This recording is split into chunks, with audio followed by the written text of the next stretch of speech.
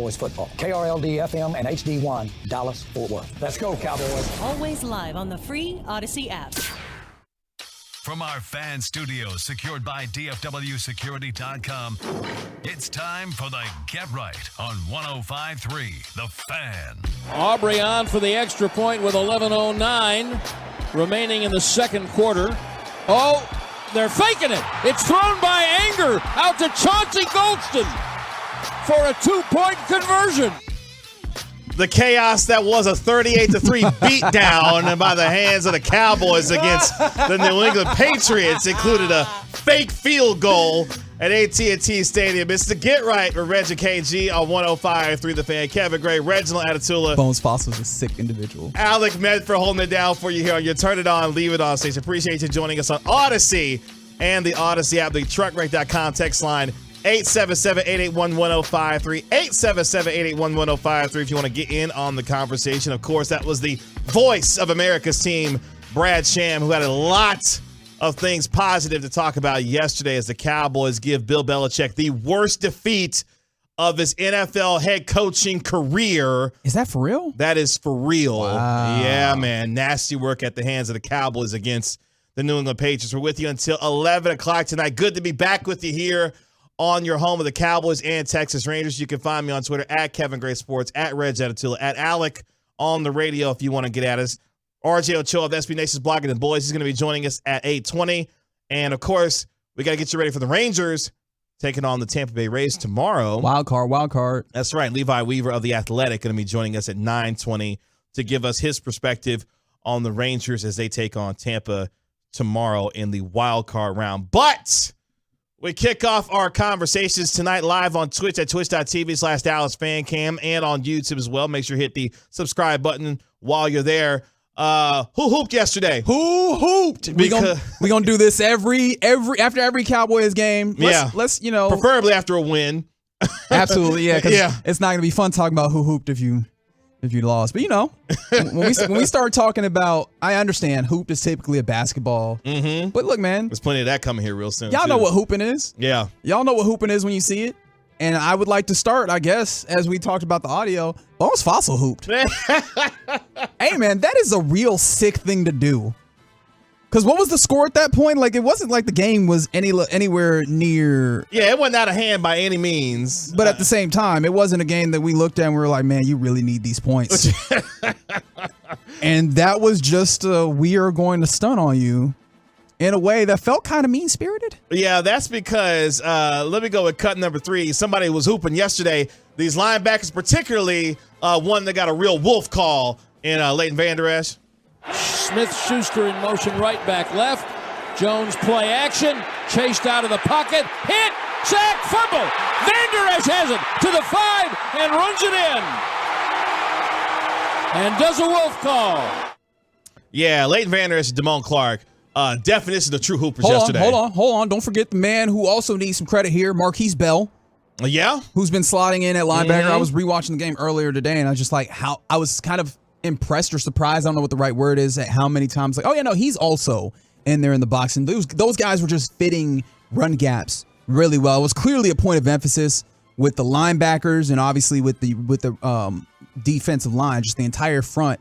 That, oh no, what happened with Arizona, that's not happening again, at least this week. We'll see as it continues to go along. But making sure that run fits were right, those dudes were getting up there and getting those fits. And shout out to what number was that? Shout out to the 214 who corrected me, making sure that I say fake extra point, not fake field goal. I'm sorry, I just keep saying fake field goal. It was in field goal formation. But you are correct. It was indeed a fake extra point that went to, they threw it to a defensive tackle, man. Nobody loves nothing more than big man touchdowns in the NFL. That's how Chauncey goes to catch that ball and started running. I was like, hey, what the hell's going on here? Because you were in the building for it. I was like, yo. And typically, I mean, in the building or not, if you're watching on TV, that touchdown gets scored, touchdown gets scored, and you're like, all right, the two-point conversion. Time to get a little bit of something done before we get to the kickoff and ultimately get back to what we typically think of as football, which is, lines, plays from scrimmage.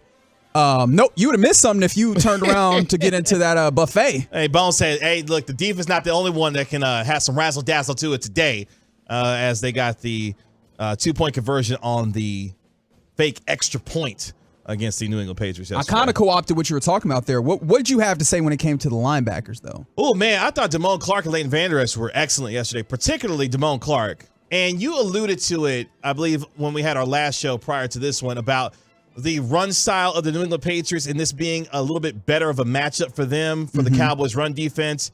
And I thought the defensive line, I'll get to Mozzie Smith here in a little bit, but I thought Damone Clark, Leighton Vander Esch, flying to the football all day long, finishing runs, in the backfield, keeping gains to a minimum for Ezekiel Elliott and Ramondre Stevenson. Really impressed by the way that Damone Clark and Leighton Vander Esch were flying around the football yesterday. Bell. And Marquise Bell and the physicality that those gentlemen played with, because you could tell there was an air and a feeling that they were going to try to bring the pain and the hurt to this New England Patriot, rushing attack, and they did so from the very outset. You give a lot of credit to those two individuals at the second level for how they played in Dan Quinn's defense yesterday. And there was instances where it seemed like the Patriots wanted the hurt. Did you remember that one play in the third quarter where I think Mac Jones gets free and he's out here running? and it's open field except for one guy, number 55, and he can go left and avoid 55, he can go right and avoid 55, or he can run into that linebacker. And he was let me run into Leighton Vander Esch. That did not work out well for him, let me tell you. As we're talking about run stopping, I think we do need to talk about where you wanted to go. I talked about one defensive tackle in Chauncey Golston. We need to talk about two others. Their names are Mozzie Smith and Jonathan Hankins, who, for instances, played together, right? You typically think of each of those guys as nose tackles to be playing with another defensive tackle. No, they were both playing in some instances, which, again, echoes what was very clear, which was there's going to be an emphasis in we understand that this team is going to try and run the ball. They're not necessarily built to try and throw the ball up and down on you. They want to try and get between these tackles and run at you. And what we're not going to let you do is do that easily. If you do make that happen, you will have earned it because we're going to put two big bodies in the middle. And Mozzie Smith, Jonathan Hankins. Of course, you had some Chauncey Golston. You had some, of course, Osa Odigizua. But there were instances where they put two big, trash cans full of dirt in there, like, try it. And those dudes made sure that the Patriots were not able to try it and be successful. This comes from Pro Football Focus. Rookie first-round pick Mozzie Smith posted a 25% pass rush win rate on 8 pass rushing snaps in Week 4 versus New England. He only saw the field for 17 total snaps, tying his season high, which was in Week 1 against the New York Giants. To your point, he was more heavily utilized this week in run defense, getting paired with Jonathan Hankins when facing obvious running down situations, although he only saw 9 snaps against the run on Sunday. But when and how he was used was nice to see, to your point about having Hankins and Mozzie Smith, which I think at the beginning of the season, we were hoping to see a little bit with those two, especially to help the run defense improve. You saw some of that come to fruition against the New England Patriots in their rushing attack yesterday. For sure. Do you want to go next, or can I go ahead? Go ahead, man. Can I steal the easy one? Oh, yeah, for sure. Let me see. Let me get, if you could cue up cut number 5 here, because this young man decided to take what was a kind of a concern for a lot of Cowboys fans and say, don't worry about it, because this man right here was hooping. Plenty of time. Rolls right, bottled up, throws back to the edge, intercepted. Deron Bland, call the house. Hello, house. House, it's me, Deron. Hello, house. Touchdown for Deron Bland. I didn't hear that call before right now. Oh, you haven't heard that? That's incredible. Yeah, Brad was in his bag yesterday, man. Brad was having a good Apparently, time. Brad was also hooping? Yeah, Brad was hooping yesterday. He was in his bag. He is the voice of America's team. But look, man, shout out to Deron Bland. 8 interceptions now in 21 career games in the National Football League. Already got 3 interceptions this year. Had the 2 yesterday, and the pick 6 that he had. First of all, okay, great on Deron Bland for getting the interception. But here's my real question, gentlemen. Hey, man, what the hell was Mac Jones thinking? Oh, McCorkle? Yo! I don't, because this is the thing. He is a solid passer of the football, like especially of that draft class. Second best of that draft class, right, behind Trevor Lawrence. This is a dude that has been solid, especially this year now that they've had Bill O'Brien and they've kind of changed the way that they've done some of their concepts, gotten a couple of wide receivers in that you can feel comfortable about. Except there's never an instance where throwing smooth across the field. Across your body, across the field, late. Is a smart thing to do. And in that instance, I don't know, because the Cowboys' pass rush was solid, but I don't think it was incredible this past year. We saw them wreak havoc in the first couple of weeks of the season, and maybe that is changing my perspective, but I didn't feel like they wreaked havoc in the way that they did in those first 2 weeks. And again, that might just be a changed way of viewing it just because I've seen them be so incredible. It didn't feel like he had to go and escape the pocket and then throw back. He was seeing ghosts in a weird way, and I just did not understand that, but I'm sure Deron Bland thanks him for it. And I've got to give some credit to Deron Bland. I don't want to make this entirely about your man McCorkle Jones, because Deron Bland broke on the football a couple of times very well. They were sitting on routes yesterday. Which is, I mean, this is the kind of thing that you hope to see when he took over for Trayvon Diggs. And not to say that we did not anticipate that, as you mentioned, he had 5 interceptions last year, right? That's right, yeah. And so it's not like we did not know this was the case, but one thing with people talk about kind of the headier spaces in football, turnovers from year to year is not something that can be guaranteed, even though the Cowboys are now going on year 3 of looking like to be a prominently turnover-heavy team. That's kind of amazing. But, yeah, it's incredible to see a dude who had to be put on the outside and that you could maybe think teams would look at as a potential mark as they were going to try and throw on him. And what he has demonstrated very early on is do that at your own peril, do that on your own, to your own risk, because he is game in some ways, not just at jumping, kind of these sit routes or these comeback routes, but following a player across the field and getting PBUs. Like, Deron Bland is showing himself to be a fantastic draft steal and a very good cornerback in this league. Comfortable both inside and outside when it comes to his position at corner, as we continue to tell you who was hooping yesterday in that 38-3 destruction of the New England Patriots. Hey, Medford, can you hit me with cut number 1? Because for all of y'all who was out here talking reckless on my timeline, you know who was hooping yesterday? 4 was hooping yesterday. And Dallas 2nd and 5 at the New England 20. Prescott back, deep fade, left side, up in the air, caught it, end zone, C.D. Lamb. Touchdown, Cowboys. Now, look, we're going to talk about the red zone at some point during the course of this show for the next 3 hours. But what you're not going to do is talk about it right now. Okay? Well, okay, so this is actually something that came up on the text line, and it's the truckwreck.com text line. 877-881-1053 is the number if you'd like to get involved with the program, which we would very much like. From the 214, they asked serious question: why is the national media acting like Dak isn't balling? I'm gonna change that to Hooper for you. That's the segment. That's right. Both teams, they said, that had a great defense, Jets and Patriots. Dak has completely destroyed them. Yeah, I lost what you're. Yeah. But yeah, man, he completed 80% of his passes, 3 touchdowns, no picks. I think one of the reasons why that is 214 is that nationally we are not good at having conversations about quarterback play. It's something that drives me up a wall. I think that if you've listened to me talk on these airwaves, you probably have gotten some indication of that. We talk about quarterbacks play in the context of wins and losses, which is weird in this instance because he was so good. But then also, we don't know how to talk about quarterbacks unless they are putting up gaudy numbers. Yeah. Quarterbacks in like some level of middle, and I think you understand what I mean. I'm not saying that he's just flat deadly in the middle, but quarterbacks in some level of middle, we don't necessarily have a great appreciation for, or don't know how to contextualize these very well. And I think the context of this is Mike McCarthy's kind of reined in this offense in some ways. And what you saw in this game was a game where Dak Prescott played really, really well in the first part, and they kind of just eased off the throttle in a way offensively. And now we could talk about that going further, but I don't know that we're great about doing that, in addition to the fact that we very much in the media like to do what is the biggest thing and ignore kind of the rest. And the biggest thing is probably the way that this defense played. Yeah, right? Which was excellent yesterday. As we just talked about the turnovers that they're continuing to get, right? We're talking about all those things. The way that they were able to kind of mess up the run for a team that likes running the football. Like, those are the things that are going to be front of mind. So oddly enough, it seems like Dak Prescott, and the way that he has been pretty damn good, has kind of fallen to the wayside in that. Dak yesterday went 28-34 for 261 yards, a touchdown, and had a QB rating of 108.5. Efficiency running the offense.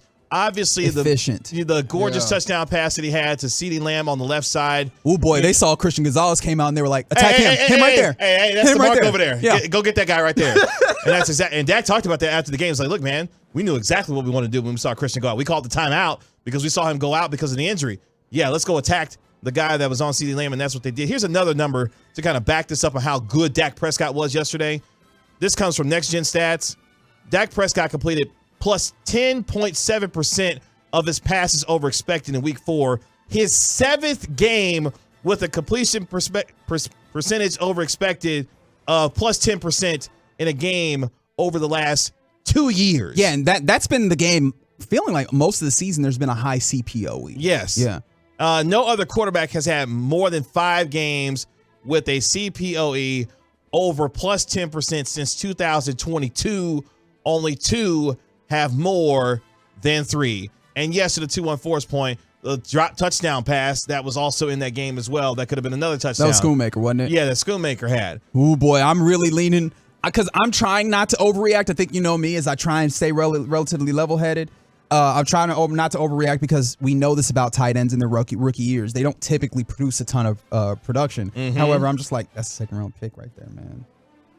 And it wasn't like it was the easiest Which is fair, pass. It wasn't the easiest pass to catch, but you got your hands on it. Dropped like, it in there. come on, dog. He dropped it in there. Come on, man, because that was a dot. All I know is that, before we go to break, some of y'all were just real reckless on my timeline in particular yesterday. Because at one point, Dak was 27-33, had a QB rating of 109 and a touchdown pass. And there was like, Dak not playing well today. The offense not handling business. Look, there are real concerns in the red zone, which we will get to throughout the course of this show. We'll have an opportunity to get a little bit of concerns out, for sure. Yeah, tonight. But what this offense has done so far through the first few games, especially with Dak Prescott against the Jets and, of course, against the New England Patriots, efficiency, not turning the football over, and making good decisions. I know Arizona Not a great performance last week, especially with the red zone turnover That's an that he understatement. had. Again, I know that. Yeah. But for the most part, this quarterback has not been the problem for this team this year. Sure. And y'all got to relax a little bit, especially after the way that this defense and completely annihilated this team in the Patriots from a complete standpoint yesterday. I don't want to leave this segment with like a little bit of a. I don't want to leave it with that tinge because it felt like that's a little bit. I'm trying to see who else do I want to give a little bit of credit to on who was hooping. Can I give some credit to your man Michael Gallup? Five receptions, 60 yards, and one of the things is like it felt like he was getting catches within structure because it feels like one of the things about Michael Gallup dating back to last year, it felt like a lot of his catches. Or he felt like he had more chemistry with Dak Prescott when they were out of structure, when it was just kind of like schoolyard ball, just kind of need to make a play right now. Seemed like better within the structure of whatever the offense was that he was getting opportunities at catching the football, which is nice and an opportunity because there's people kind of questioning Michael Gallup coming off that injury. Is he still going to be the same? And now a year removed from that, he's looking like he can be as productive as you want him to be in this offense, which is nice.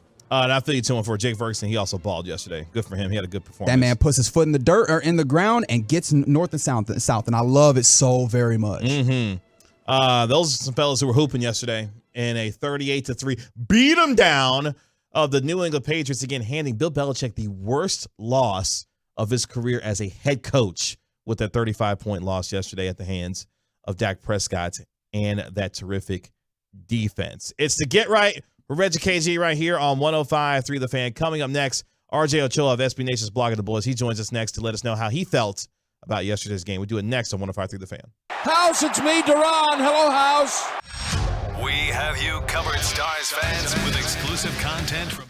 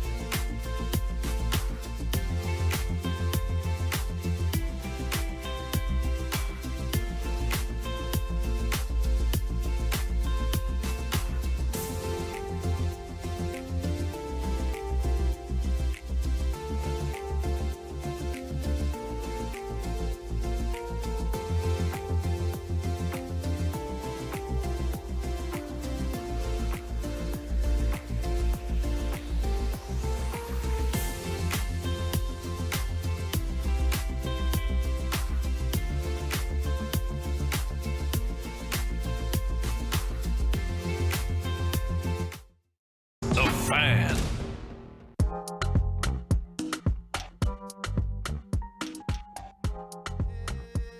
Back here on the Get Right with Reggie KG on 105.3 The Fan. Kevin Gray, Reginald Atatula. What up, though? Alec Med for holding it down for you here on this Monday night. Really appreciate you joining us on Odyssey and the Odyssey app. We'll catch up with RJ Ochoa of SB Nation's blog and the boys here in just a moment after the Cowboys beat down the Patriots 38-3 to move to 3-1 on the season.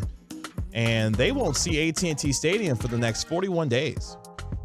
Oof, that's a good long time, but I guess this is a kind of season, particularly for the type of team that we anticipate the Cowboys can be, where I think all of these types of challenges that pop up have to be embraced as like opportunities, measuring sticks of sorts.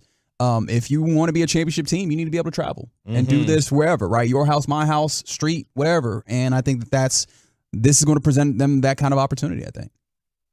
So we will see what the Cowboys do over the next few weeks as they spend their next couple of weeks in the state of California with the 49ers and the Chargers. Right now, though, we go to the Boomer Jacks Bar and Grill Hotline, where we welcome in the managing editor-in-chief for SB Nation's blog and the boys, RJ Ochoa, joining us right here on the Get Right. RJ, what's going on? Hey, guys. Great to be with you. Happy October in a lot of ways. Love to be on the Get Right with Reggie and KG to talk about my favorite sports teams. Okay, that was very nice, very nice and muted. Yeah, and I'm waiting. Just know, I'm waiting. Because Medford gonna hang up on you if you got something real spicy to say about that team down there in Houston. He's gonna hang up on you. Okay, he's got permission to do that tonight. I feel like over this season, y'all have been the instigators when you've been kind enough to have me on here, and I feel like the fact that I don't even have to really say it is enough. Right. I love how you fabricated. What do you mean we were the instigators? How'd that happen? Yeah. By the way, real quick, what, guys. What's that? I've never got the chance to give you your flowers for your appearance on the Kay Adams show. Shout out to you. I missed that. Yeah, man. RJ's out here big time, man. I'll up there go back and watch it. On Up and Adams. Yeah. What was that? A few weeks ago, you was on Kay Adams show. Yeah, it was a lot of fun. I appreciate that, KG. But my favorite show that I have the opportunity to do is the Get Right. Wow. She's great, obviously. Don't worry, you'll get the Venmo here shortly. Of course. Well, I'll send it back. You guys need some food tomorrow about 2 o'clock, right? Yeah, there it is. That's the RJ I know. Now we can do the segment. Right. Now we can do the segment. RJ, when it came to this utter domination of the Patriots, what was the portion of the game that you found the most intriguing? So it was really cool at the end to see it's the greatest, defeat that Bill Belichick's ever taken. And I know I heard you guys obviously right when I came on talking about this coming week and traveling and things like that. 2 years ago when the Cowboys beat the Patriots, it really felt like this, beat your chest thing. Like, hey, we just did it. We beat Bill Belichick and the Patriots. Who cares if Tom Brady's not there? I honestly didn't feel that yesterday, and that intrigued me. And I wrote about Mike McCarthy today at our site, and I think that it's a product of that. These little things, don't do it for us anymore. We're getting kind of used to doing things that felt improbable and difficult. And obviously the Cowboys haven't won the Super Bowl. I'm not suggesting having any parades or hanging any banners or things like that. But, they literally handed the greatest coach of all time the worst loss that he has ever experienced. And it was almost an expectation from all of us. And so I'm fascinated by how the, general expectation has been elevated by them. And I know that the Cardinals game is going to kind of stick out like a sore thumb, and everyone's going to say, well, maybe that's who they really are. But they've played 4 games so far this season, and in 75% of them, it has not even been a game for whoever they've been playing. Obviously, the defense was the story yesterday for the Dallas Cowboys, specifically with Deron Bland and his 2 interceptions. What can you take with you most after having that bounce-back performance against the Patriots that you want to continue to see going forward to build on this defense this year? I think that they're a group that has to, feel a little slighted, feel a little jaded. I know that they've kind of said as much about, maybe smelling themselves heading into the Arizona game. I think they like that. McCarthy's infamous quote about being nobody's underdog. I think they like having a little bit of doubt. And so I think that, to a degree, kind of need that. And that was kind of obvious yesterday. Right? Like, yesterday wasn't a game. It was a decision. Like, they decided that they were going to vanquish the Patriots, that they were going to remind everyone who they really were. And they did it, right? Like, there was nothing they wanted to do that they couldn't do, all red zone stuff aside. And so that's the mentality they need. And it's very, very difficult to keep that, on a week-to-week basis in the NFL, which is why, last night the Chiefs struggle and the Eagles are still kind of trying to find themselves. Like, it's impossible. But I think that they have to find a way to channel that killer instinct, or whatever you want to call it, on a week-to-week basis. And I don't think it's hard this week, given that they're going up against the big bad boogeyman in the San Francisco 49ers. Yeah, I think you make a good point. We're talking to RJ Ochoa of Blogging the Boys right here on 105 through the Fan. I think you make a good point, RJ, pointing out just how inconsistent, even through a quarter of the season, that all of the teams have been, even the ones that we consider to be the best in the league. But that place of inconsistency for this team feels like it's been somewhat the offense. And within that, I kind of made an observation, and I want to know your perspective on it. It feels like Michael Gallup and Dak Prescott have a better connection out of schedule than they do on schedule, like within the structure of the offense. Have you noticed the same thing, and do you feel that worm kind of turning? Yeah, I really do. I'm glad you brought up MG. I wrote something about him that'll probably be out tomorrow. It's so great to see him back. I mean, I don't know anyone who isn't overjoyed about that. And it's not just that he's having success, but he's doing so in a physical manner. And I think that, we forget, because it frankly was so long ago, but Dak had this great connection with MG. I mean, Michael Gallup he was never Deshaun Jackson, but he was kind of this deep field threat. And so he has really kind of improved his game, not just in general, but over these last 2 weeks. I know Bobby Belt, the sweetest, most perfect, most handsome guy in the whole world, tweeted out after week 2 that he was last in the NFL in terms of yards per route run. And he's up that figure considerably over the course of the last 2 weeks. And so, I mean, he has really kind of found what's working for him. And it's obviously a tight rapport with Dak. And I know we're all kind of like, well, where's the Brandon Cooks show and things like that? And that's something like everyone keeps saying, like, well, where are the deep shots to Brandon Cooks? And I think the answer is like, well, they don't need deep shots, right?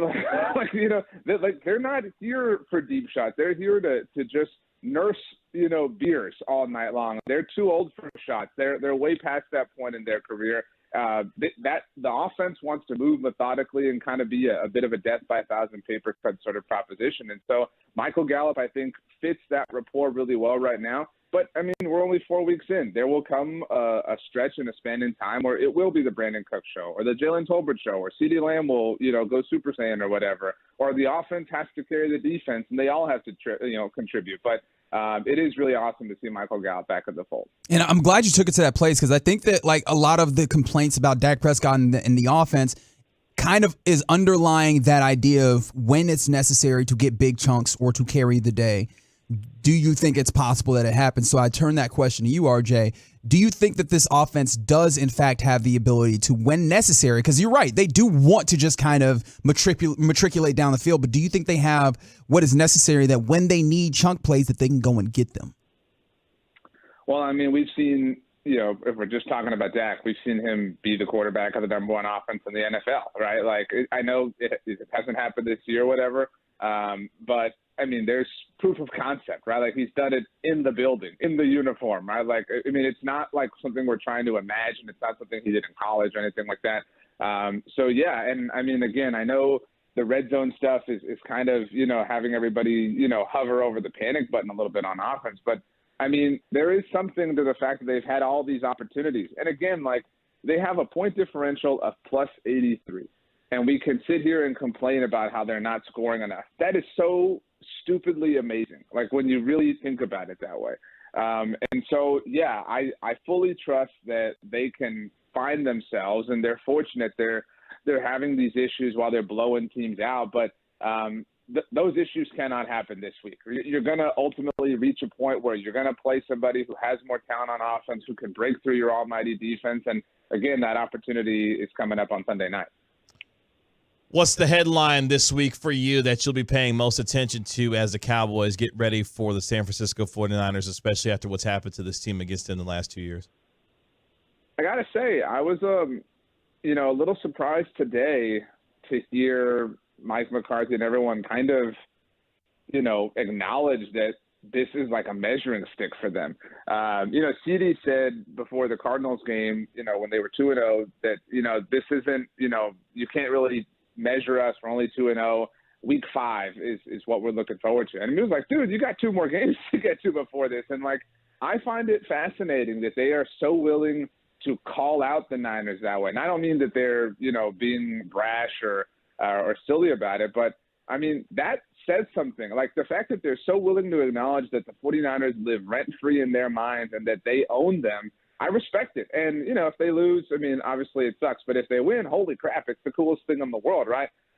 But, I mean, Mike McCarthy's been around the block a lot. He's obviously been a part of a championship team. There's a lot of seasoned veterans who have accomplished a lot of things in the NFL. I find it very interesting that they are making that the headline, that they are saying this is not a normal regular season game for us. This is effectively a playoff game on the first full weekend in October. RJ, as always, appreciate the time, and, we'll see you down the road in the playoffs. How about that? Hey, you guys, that would be precious. Really, best of luck. I hear Tampa's great. I don't have anything to root for this week. Living on the bye is pretty nice. Go Mariners. Wow. Get out of here, RJ. I appreciate the stick. That was a fantastic stick that you had. It works. You know what? Applause. Good job, RJ. Nice. Good job. Glory, Man United, as always, though, for sure. You made it a race, and at the very least, it was stressful the entire time. So if that makes you feel better, I truly mean that as a compliment. Goodbye, RJ. I love you, my man. Appreciate you. There goes the man is the editor-in-chief of SB Nation's blog, and the boys, RJ Ochoa. Good enough to join us here on the Get Right. Coming up next, we go around the National Football League where we laugh at Daniel Jones. Oh, yeah. Okay. Next on the Get Right. Coming up on the KNC Masterpiece, former Ranger David Murphy joins the show at 11:20 like a boss.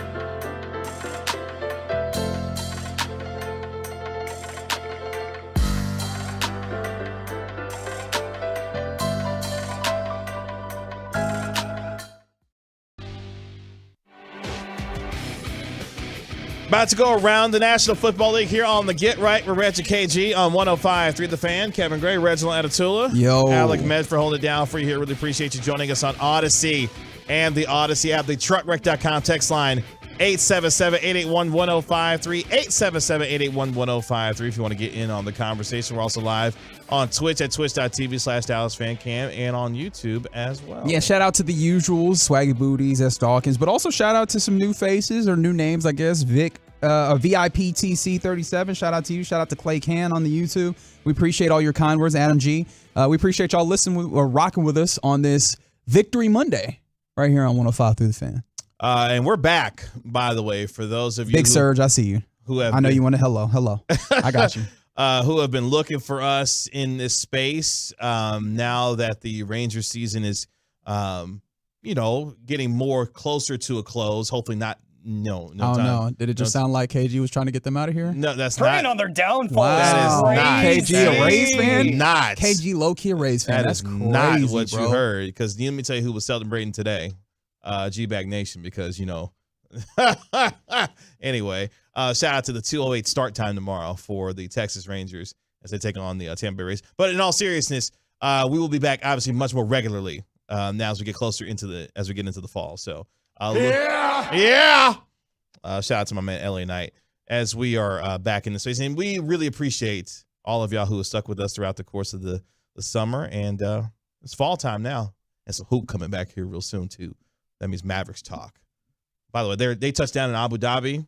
They're all good to go there. On like the 19-hour flight that they had? Yo, I think Chris Arnold said, because he's on the trip. That's right. In the Middle East there, and he said it was like an 18-hour flight. Something like that. All the way there. So, and some of them had never traveled outside the United States. I believe it was big man Derek Lively II had said that he ain't really never been nowhere. So he was like, I'm just going to sit down and be quiet. It's like, I respect it, dude. I get it. Kyrie looked down bad. They showed the NBA Twitter account had a video of them kind of like walking through the hotel or whatever. Kyrie looked down bad, boy. He looked like he was exhausted after that particular flight. But shout out to the Mavericks. We'll talk more about them a little bit later on this week. Let's go around the National Football League here on Wait, can I? Oh, yeah, what sorry. happened? I'm sorry to jump the trigger, but text line asking for things. You know what? I'm feeling inclined to help our Tolos out. Oh, wow. out. You going to play ball with them tonight, From the 214, they said they need one from me because they couldn't catch us on their birthday in August, but they turned a certain age. So shout out to Chuck with the wife in Boston because he's 36. What y'all going to do when I turn 37 later on this year? Pretend like you didn't? Oh, okay, fair enough. You can cue up the music again as we go around the National Football League here on the Get Right. Okay, so here's the thing. Jamal Adams, at this point, this is a problem. So, he was making his return after, the leg injury he had. That's right, yeah. And missed, last year. My man suffered a concussion on the first drive and got knocked out of the game. Yeah, I saw him come out of that. In fact, I wasn't even sure if the game had actually started. I just looked up and I was like, "How is he hurt? Is he going into a tent?" And I don't say that to like be jokey. I was just like concerned because I was like, "What am I seeing? Is this a throwback?" But no, unfortunately, that man is injured again, which is really unfortunate for him. Although, didn't he got some money relatively recently, didn't he? I mean, he's gotten paid, but my man played all of 9 snaps before he suffered that concussion while attempting to bring down Daniel Jones, who we'll laugh at here in just a minute. But yeah, the 27-year-old safety appeared, Still 27. Brother, visibly woozy after the play was over with. So, football, man. Dangerous game. Speaking of dangerous, Geno Smith, the NFL's reigning comeback player of the year. He's questionable to return. He's got a knee injury. So shout out to Mizzou's own Drew Lock, who's in the game for Pete Carroll and the Fighting Seahawks right now because, but they are up, though, 14-3 with 26 seconds left in the first half. Yeah, Geno got him one of those touchdowns. But it looks like, I was about to say, it looks like Drew Lock's been all right. It's weird. He's 2 of 5 with 63 yards right now. So it's like big plays, but not all that. Of course, it's a small sample. I'm interested in seeing what he does with the remainder of this game. He'll have the entire second half to himself unless Geno returns. So I think this will be good for the Seahawks. Obviously, they've signed Geno on like a relatively short-term deal, but if they see something in Drew Lock that at the very worst gives them an asset, then maybe they could turn around if somebody's interested in trying that can of worms again. Maybe. It didn't work out in Denver. That's for damn sure. Okay, all right. Okay, quarterback news. By the way, Saquon Barkley did not play in this game either against the Seattle Seahawks. That's right. That's why they're losing. Dealing with the ankle injury. Speaking of quarterbacks, though, Kenny Pickett could be out for a little while. He's got a bone bruise in his knee. Oh, that doesn't feel good. Yeah, and the loss that they had to the Texans. That's right. The baby Niners, as I like to call them. Like, D'Amico Ryans and that defense, like, they've put together what I truly and affectionately refer to as the baby Niners. Like, they are trying to establish some things, and they're not going to be great. But they're going to be interesting this year. And if C.J. Stroud continues to play at the level he's playing at right now, he will. He was, again, fantastic. Because that line hasn't been good. Like, I think they've had one of the starters, their anticipated starters on the offensive line this whole time. And I think the real interesting thing about C.J. Stroud, anytime you see him quarterback, even if he's under pressure, he may be kind of like sped up a little bit, but he's not looking frazzled. Like, he's not looking like he is scared. He's still finding his outlets or whatever. And so he's not going to be perfect. He's still a rookie, but he seems to have so much poise that I imagine that's going to be a really good thing going forward. Yeah, the completion percentage wasn't great yesterday, but he still wound up completing 16 passes for over 300 yards on 10.2 yards per completion yesterday. But more importantly for Stroud so far this year, no interceptions. No interceptions. He's thrown some interceptable footballs. Now, don't get me wrong. And I know there's some people that actually chart this, which is why I know that. But I mean, hell, if they don't catch him, what are you gonna do? Like, it's not like you're gonna be mad about it. Like, oh man, he should have intercepted me there. But I mean, he's doing pretty well to have not had the ball turned over through the air. So good on that young man, and congrats to the Texans, I guess, for finding what appears to be their quarterback. Speaking of the AFC South, the Colts announced today that Jonathan Taylor will return to practice this week on Wednesday. Of course, he's been out with the ankle injury, had requested a trade, but at the same time, he is going to be back starting on Wednesday for the Indianapolis Colts. So a good sign for them in their running attack as the all-pro running back at Jonathan Taylor. He looks like he's on his way back for Shane Steichen's offense in Indianapolis there. Speaking of offense, we watched the Chicago Bears and the Denver Broncos yesterday. That's right. A lot of good play on the field offensively for Chicago. You know who was not a part of that? Chase Claypool, who was made a healthy scratch yesterday. His time is basically done there. As Matt Eberflus announced today, the head coach of the Bears, that Chase Claypool will remain away from the team this week as they get ready to take on the Fighting Eric Bieniemys of Washington. So, yeah, that's just a bad situation. Apparently, Jordan Schultz, who NFL Insider for The Score, has said that they are trying to possibly move him and get him out of there. They traded a second-round pick for him last year. I mean, he has played, 10 games for the Chicago Bears thus far? Like, in that quick, it became entirely untenable, which leads me to this thing I want to talk about. I'm kind of roundabout circling back to this thing that's just been front of mind for me. There is no good part of the Chicago Bears organization. Like, and here's the thing. I'm not trying to make any excuses for Justin Fields because he has his issues. Don't get me wrong. But I'm less inclined to do the, oh man, Justin Fields is so bad, because literally there is nothing good in that Chicago Bears organization. I'm talking about the coaching. I'm talking about like the play that they have seen. I am talking about the organizational structure all the way up. There is nothing good about that. Like, everything that they have done has come up boo-boo when it comes to like the evaluation of it. And I just find that to be amazing. How can you, in a league where the league is built to tolerate some level of incompetence in it, right? Just because everybody gonna win on this in some ways. They have been a wild level of incompetent on this. Which is kind of interesting because, for a lot of people, including myself, I thought the Chicago Bears actually had a really good offseason with some of the acquisitions that they made, because it felt like finally there was a plan in place to help Justin Fields actually start to succeed at quarterback. You go get DJ Moore from Carolina. You start to add some pieces, defensively that maybe can help you get a little bit better, especially under a defensive coach, Matt Eberflus. And it just has not turned out the way that they thought it was going to. A lack of confidence at times for Justin Fields. I thought yesterday he was excellent, for the most part in that game. But then you got a head coach, what was it, 4th and 1 on Denver's 18 with 52 seconds left. And Eberflus is like, actually, no, we're not. We're gonna go for it here against the bad defense. Let's go ahead and go for it. Yeah.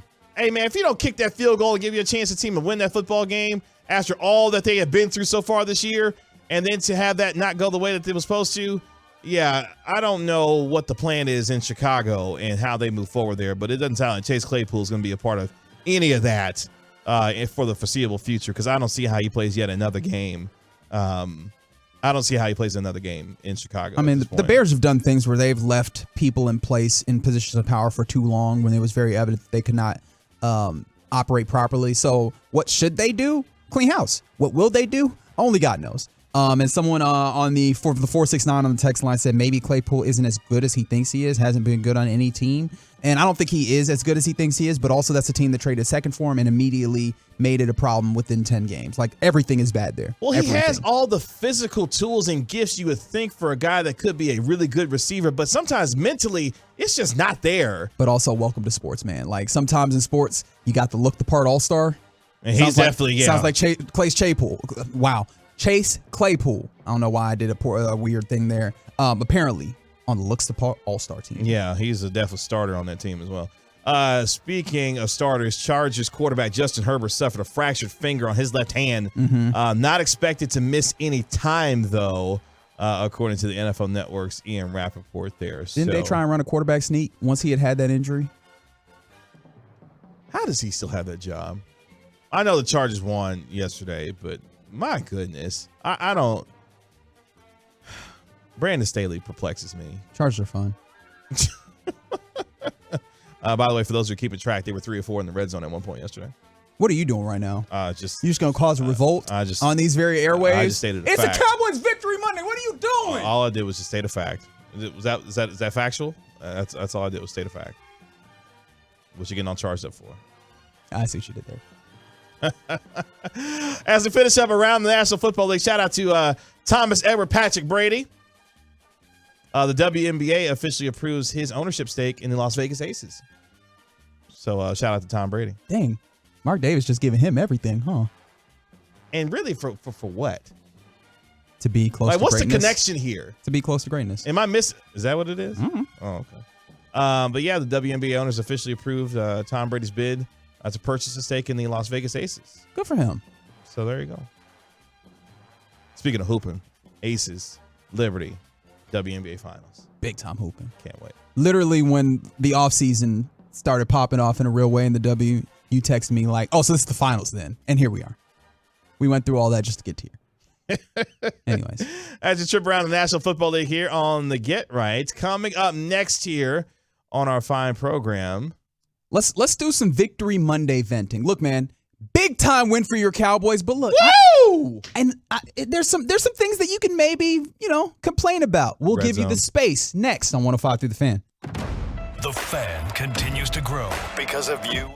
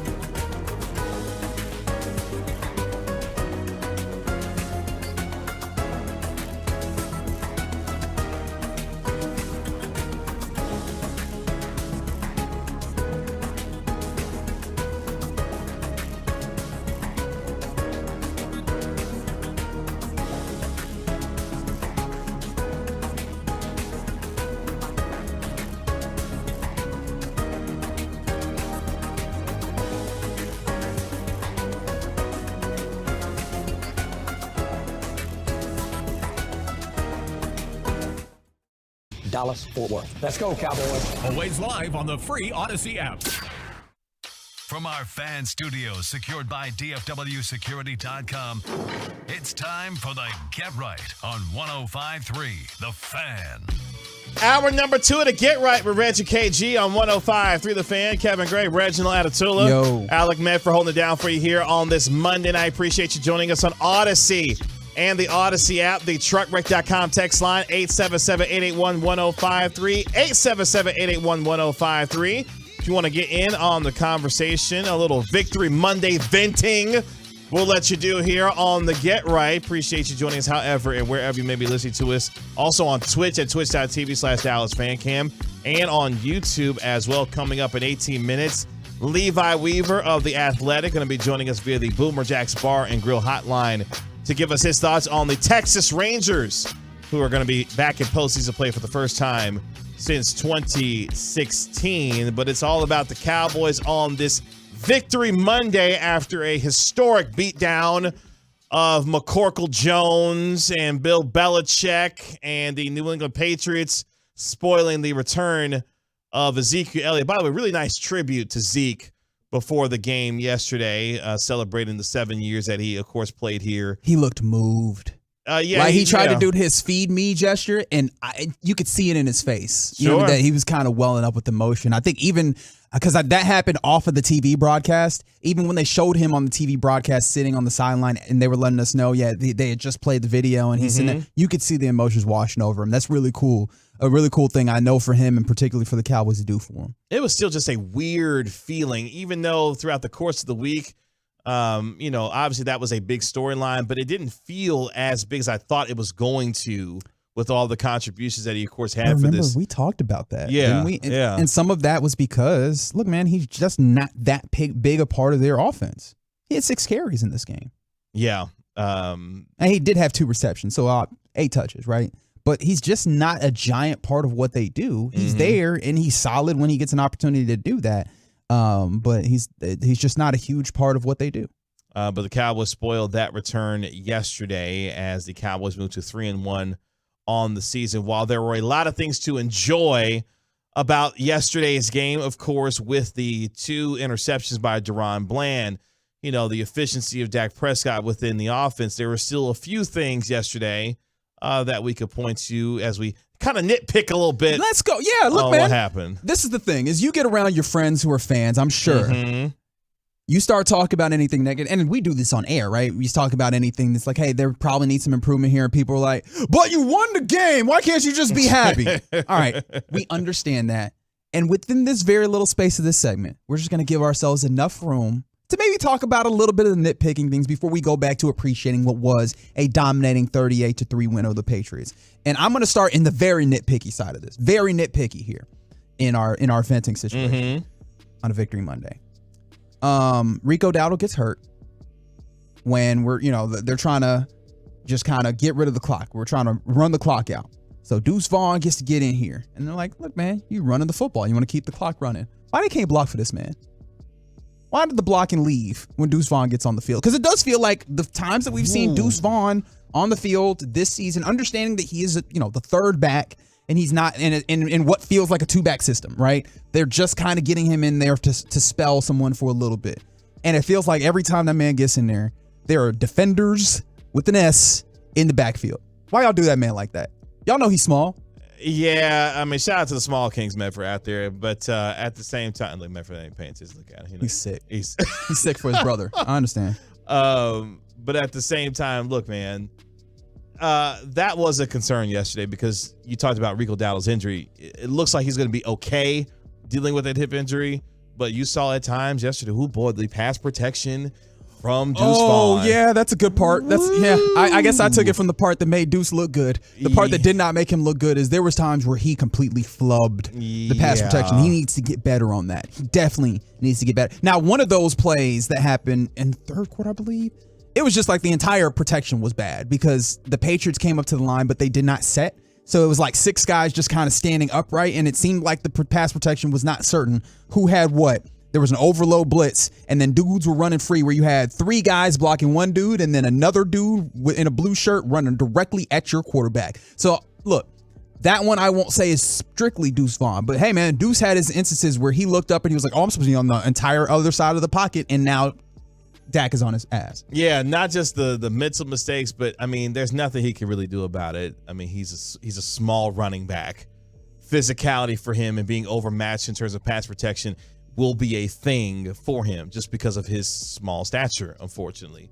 But yeah, that was one thing that I noticed. I think he has the physicality, though. I think he needs to be able to be alert to these things and get to the right place. Because it wasn't right now. It's not. Maybe we get to the point where we see him in the right place and it is his physicality. And I will completely relent at that point. Right now, it's just you need to be able to process what's happening and get to the right place before we can even address if you are physical enough to do that. Another nitpick coming in as we are doing our Victory Monday event right here on 105 Through the Fan from the 229. They said, what in the flying you know what was Micah Parsons in the game for during the fourth quarter? And some others.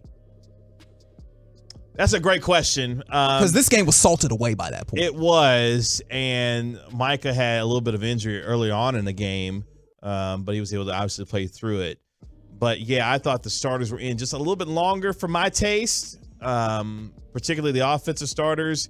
We found out after the game also that Zach Martin's dealing with a quadriceps injury. Yeah, and that seemed to occur while the game was well out of hand, and you probably could have afforded to have Awesome Richards or something like that in the game in his stead. McCarthy saying, though, that he still does have a chance to play this coming Sunday against the San Francisco 49ers. But again, that just speaks to some of the concern coming out of the game based off of what was a dominant victory over the Patriots. The injury concern you talked about, Rico Dowdle, obviously the one with Zach Martin, why the starters were in a little bit longer than probably what they should have been based on what was happening. Because in games like that, you want to just make sure at that point, get guys out of there healthy so that you can move on.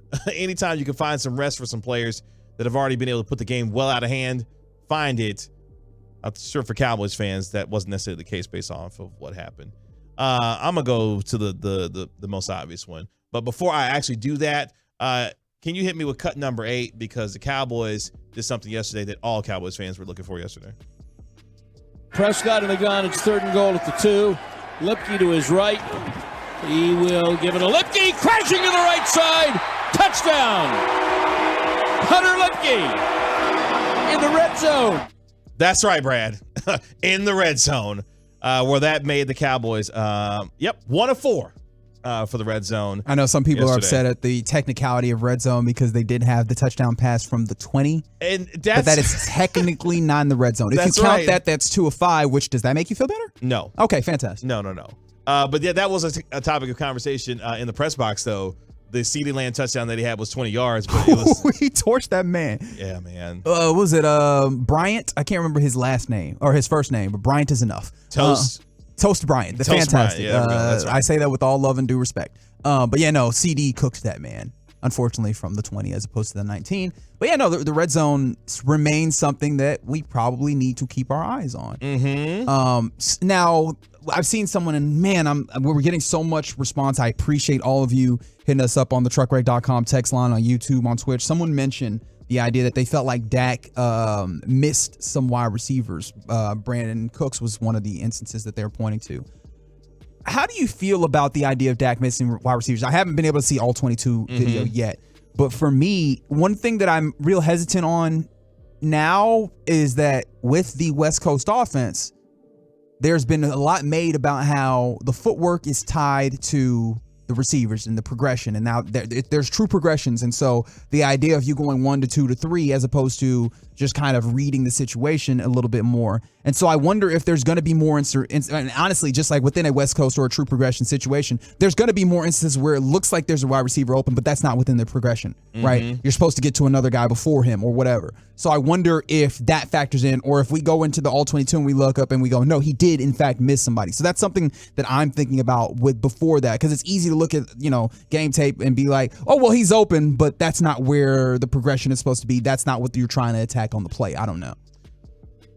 I think for those situations, watching Dak be able to adjust to what he's seeing, obviously what he's diagnosing pre-snap, and some of those responsibilities being taken away with Tyler Biadasz, being able to read certain things pre-snap coverage-wise to make things easier for Prescott once he gets into reading progressions and seeing what he needs to do with the football.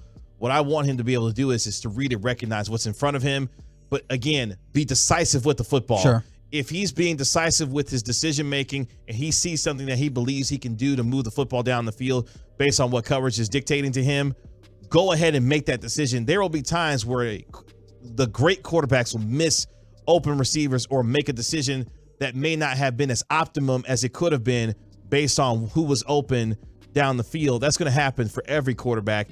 As long as he's decisive, being, quick with the football out of his hands, and doing what the offense is asking him to do based off what defenses are trying to dictate to him, then I'm okay with that. And yet you're hoping more times than not, he will make the right read and the correct adjustment to be able to hit receivers when they're open based on coverage and what he's seeing and reading throughout the progression of a particular play at that point. Yeah. This is kind of a funny one.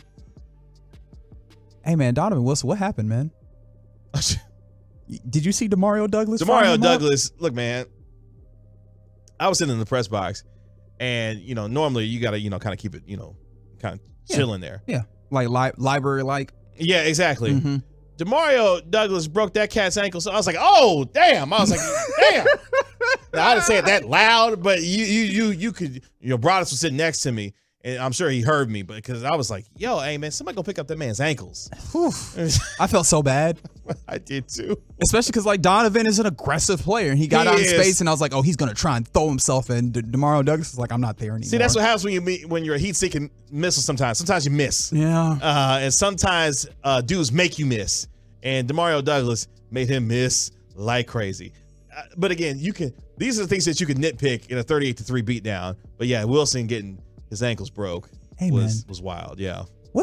And look, I think you understand what I'm getting to, but Kevontae Turpin putting the football on the ground. Like, what's up with all these dudes getting downfield and letting this ball pop out of their hands? Now I understand that you've had a good instance of the likes of Tyler Biadasz or Sean McEwen chasing down and making sure to pick up the football when it happens. But hey, man, how about we just hold the football till you get to the ground?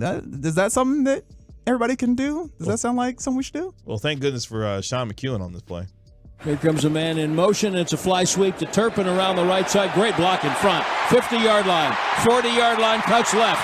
30-yard line, jets around. He fumbled the ball, and McEwen got down under it.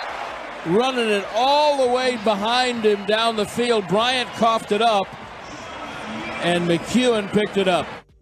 I love what Mike McCarthy said about that play. He's like, look, man, good things happen when you run all the way down to the football. You know what that is? That's a ball coach answer. Like, hey, just don't give up. If the whistle ain't gone, you better run. Which honestly, that helped them out. Dante Fowler got the fumble that led to the scoop and score. That's right. By just not giving up on the play. He was on the backside and he was just like, I'm gonna keep running. In fact, I don't know why Mac Jones stopped to continue to survey the field. You knew people were on your keister. And he just stopped, gave Dante Fowler an opportunity to get back in the play. So and then going back to because I guess we're talking about fumbles now. Kevontae Turpin, I did like that play getting him out to space, and I guess I do need to shout out the tight ends that got out there, particularly Schoonmaker, who was on the edge and went and got a seal block to get Kevontae Turpin on the edge. And now I bring it back to our venting. Hey, Scooney, I need you to catch the ball, dude. I'm glad you're a blocking tight end. I understand that, and you're doing that fairly well. But you're not a tackle. So let's reel it in, Bubba. How about that?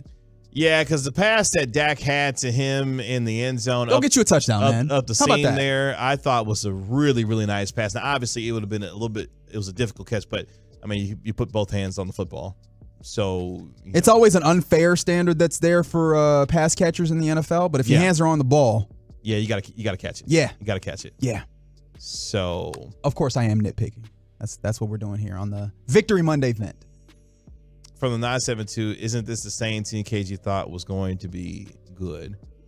Elaborate on that for me, 972. Wait, which team? Yeah, that's what I'm saying. Who are we talking about? Elaborate on that for me. I could better properly eviscerate you. I actually don't even think, and this is the thing. I'm usually good for giving KG some guff, because if you're talking about the New York Giants, that is a team that he thought would be good. They're currently down 14-3. Is that who we're talking about? I don't know. They're referring to the Giants. Fantastic, excellent. Thank you, 972, for picking that up. Hey man, look here. It's not my fault that Daniel Jones turned back into the dude that we saw, a few years prior to last year. It kind of is, because we knew it would happen, right? After last year, you thought he was just gonna keep making magic happen? Well, he cut down on the turnover problem. Wasn't putting the ball on the ground. Sure.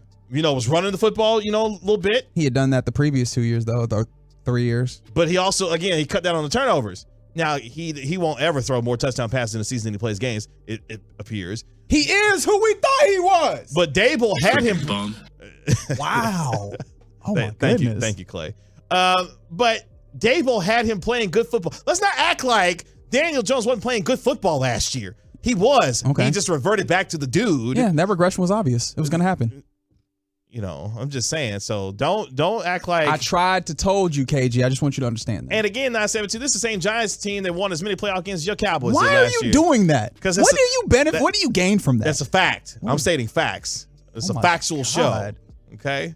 So just relax on that. Now, if you want to come after Tiki Barber and his foolishness and what he had to say, a few weeks ago, remember he put out that video talking about he would take Daniel Jones 100 times out of 100. That was very dumb. And nobody forced him to. There was no gunpoint or nothing. Nothing. He said that of his own accord. Out loud in a microphone on purpose. He would take Daniel Jones 100 times out of 100. Let's see. Somebody said, let's talk about Turpin and his horrible angles from the 214. I don't think I felt that way necessarily. I do know that there's been some instances where, you could have bounced it one way or another to give yourself an opportunity at a return or whatever. I don't think I've seen him take particularly bad angles a ton. What's the term you like to use when guys are very average? Oh, aggressively fine? Just aggressively fine. That's Kevontae Turpin this year for me. Oh, wow. In the return game. Okay.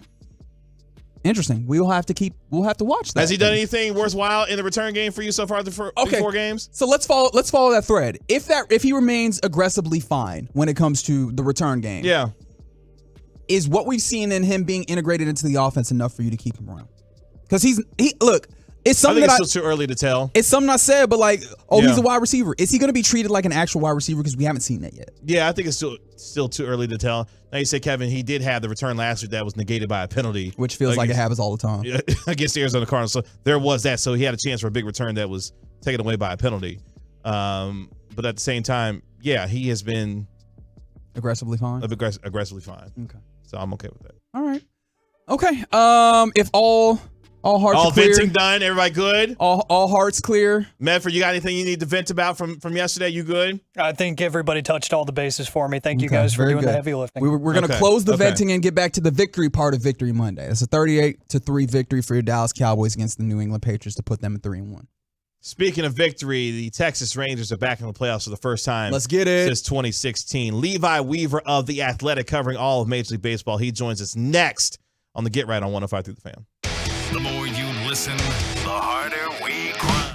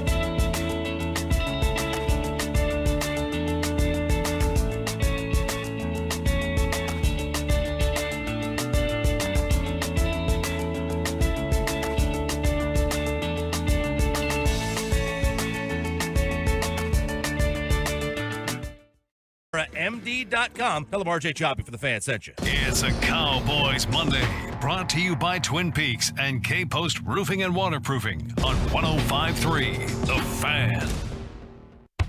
Your attention, please. Ladies and gentlemen, it is playoff time in Texas. Indeed it is, Chuck Morgan. Playoff time in Texas as the Texas Rangers are back in the postseason for the first time since 2016. It's the Get Right with Reggie KG on 105.3 The Fan. Kevin Gray, Reginald Atatula, Alec Met for holding it down for you here. Really appreciate you joining us on Odyssey and the Odyssey app. The truckwreck.com text line 877-881-1053. But right now, though, we go to the Boomer Jacks Bar and Grill Hotline, where we welcome in writer for The Athletic, who writes the Wind Up MLB newsletter for The Athletic. You can find him on Twitter at 32EFIS. He is friend of the Get Right, Levi Weaver, joining us here on 105.3 The Fan. Levi, what's going on? I kind of like the idea of a newsletter where you just sort of like phone it in whenever later on in the day. Like, hey, you know what? I just now got around to it. I mean, to be fair, in a way, isn't a newsletter a newsletter? Because I mean, it's not immediate. It's whenever right. you get to your inbox. It all comes in the next morning. You get to catch up on everything that happened the day before. It is kind of a newsletter. You're right. Well, it sounds like I might have been on to something then in my little flub. Or we just did a lot to try and cover you. Thank you. I appreciate both of you so much. Speaking of covering up, it feels like this Texas Rangers ball club has covered up 7 years worth of pain for a lot of folks who have not seen this team in the postseason. Your thoughts just quick immediately on this team, how it all came together and culminating now in a postseason berth for the first time since 2016. Yeah, isn't it weird how like it feels disappointing that they didn't win the AL West, and everyone's kind of mad about it because they were in first place for most of the season. And then, but if you take a step back and you look and you go, do you remember how bad it's been here for 7 years? Like, it's been horrible. Like, this is great for Rangers fans. They just, they waited until I didn't cover the team daily and then decided to go on a playoff run. But no, I mean, this is, last offseason, Chris Young was very, he said it, I don't know how many different ways he said it, but it was a lot. And it was basically, look, we're not going to try and go win a World Series in 2023. We'd love to, but that's really not where we think we are. The plan is to contend in 23 and then really go for it in 24. And they did exactly that. They actually exceeded those expectations. They did more than contend. They were in first place for most of the season. And it's been an interesting thing to watch how they sort of did it backwards to a lot of teams who will go and build this young core of guys. And when, like Baltimore's doing, right? Baltimore's got all these young guys that have kind of come up from all those years of horrible, horrible seasons. And then, in the next 2 or 3 years, if Baltimore decides they want to go out on free agency and spin and add some superstars to that, great. The Rangers sort of did it backwards when the core of, the Mazzara, Odor, Gallo, and, pick a name of a pitcher you were excited about in 2017 didn't pan out. They went and just signed Corey Seager. They signed Marcus Semien. They got Jacob deGrom. They spent John Gray. They spent a ton of money in free agency. And now you're starting to see that core of guys come up underneath him with Leody Taveras, Josh Young, guys like that. It's been interesting to watch, and you know what? It's kind of working. Like, they might get swept in the first round, and if they do, it's going to be disappointing because they could have won the division if they just won on the last day of the season or on any of the previous, 3 or 4 losses they had. But it's still a good season, It's still a good, encouraging step in the right direction, and it's still slightly better than what Rangers fans were promised. And Levi, speaking of promising, I would like to give you some of your flowers because in a way you promised about what the Rangers delivered in, I think we talked to you early in the season or before the season. You were talking about how last year the Pythagorean wins of this Rangers team was maybe about 10 wins higher than what their actual record was. And you anticipated maybe like a 10-win better record from that. And that's about where they are as they bettered themselves by 22 games over last year's record. So first of all, kudos to you. But secondly, when it comes to the playoff baseball, it feels like a styles make fights type situation. What do you view as the styles between these Rangers and Tampa Bay Rays? Okay, so first of all, thank you for only bringing up that prediction and not any other prediction I've ever made. I agree. We're all looking out for each other here tonight. I love it. This is great. As far as styles make fights, I like that phrase. And you're right. The Rangers and Rays are two of the best. In fact, I think they're number 1 and 2 in the American League this year in runs scored. So both offenses are going to come out swinging it. I think the Rangers have been extremely streaky with their offense, and I think the Rays have better pitching. The Rangers have basically kind of an all-star rotation on the injured list right now with DeGrom and Scherzer and John Gray, and I don't know that Odorizzi's an all-star, but he didn't even suit up this year. So we're looking at Jordan Montgomery and Nate Eovaldi, who's been really good, and then Lord knows who that third pitcher is going to be. Maybe John Gray's back by then. That'd be really nice. But and then when you start to look at the bullpens, I think I don't have to say anything there. We all know what the bullpen situation has been like for the Rangers.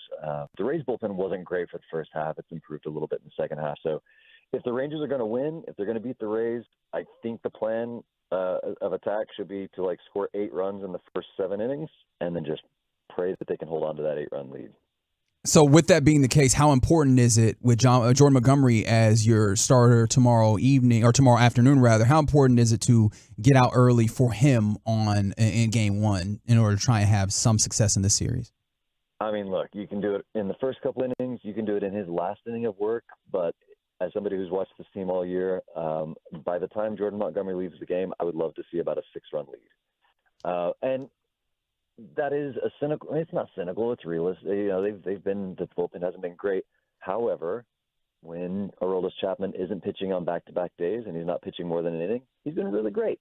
Jose Leclerc has really come on in the last month. I was to the point that I was like, listen, don't trust him in a high leverage situation. He's got great stuff, and he is not. He just kind of blows up when leverage has been high. That's been a different story the last month. He's been very good. So with those two guys.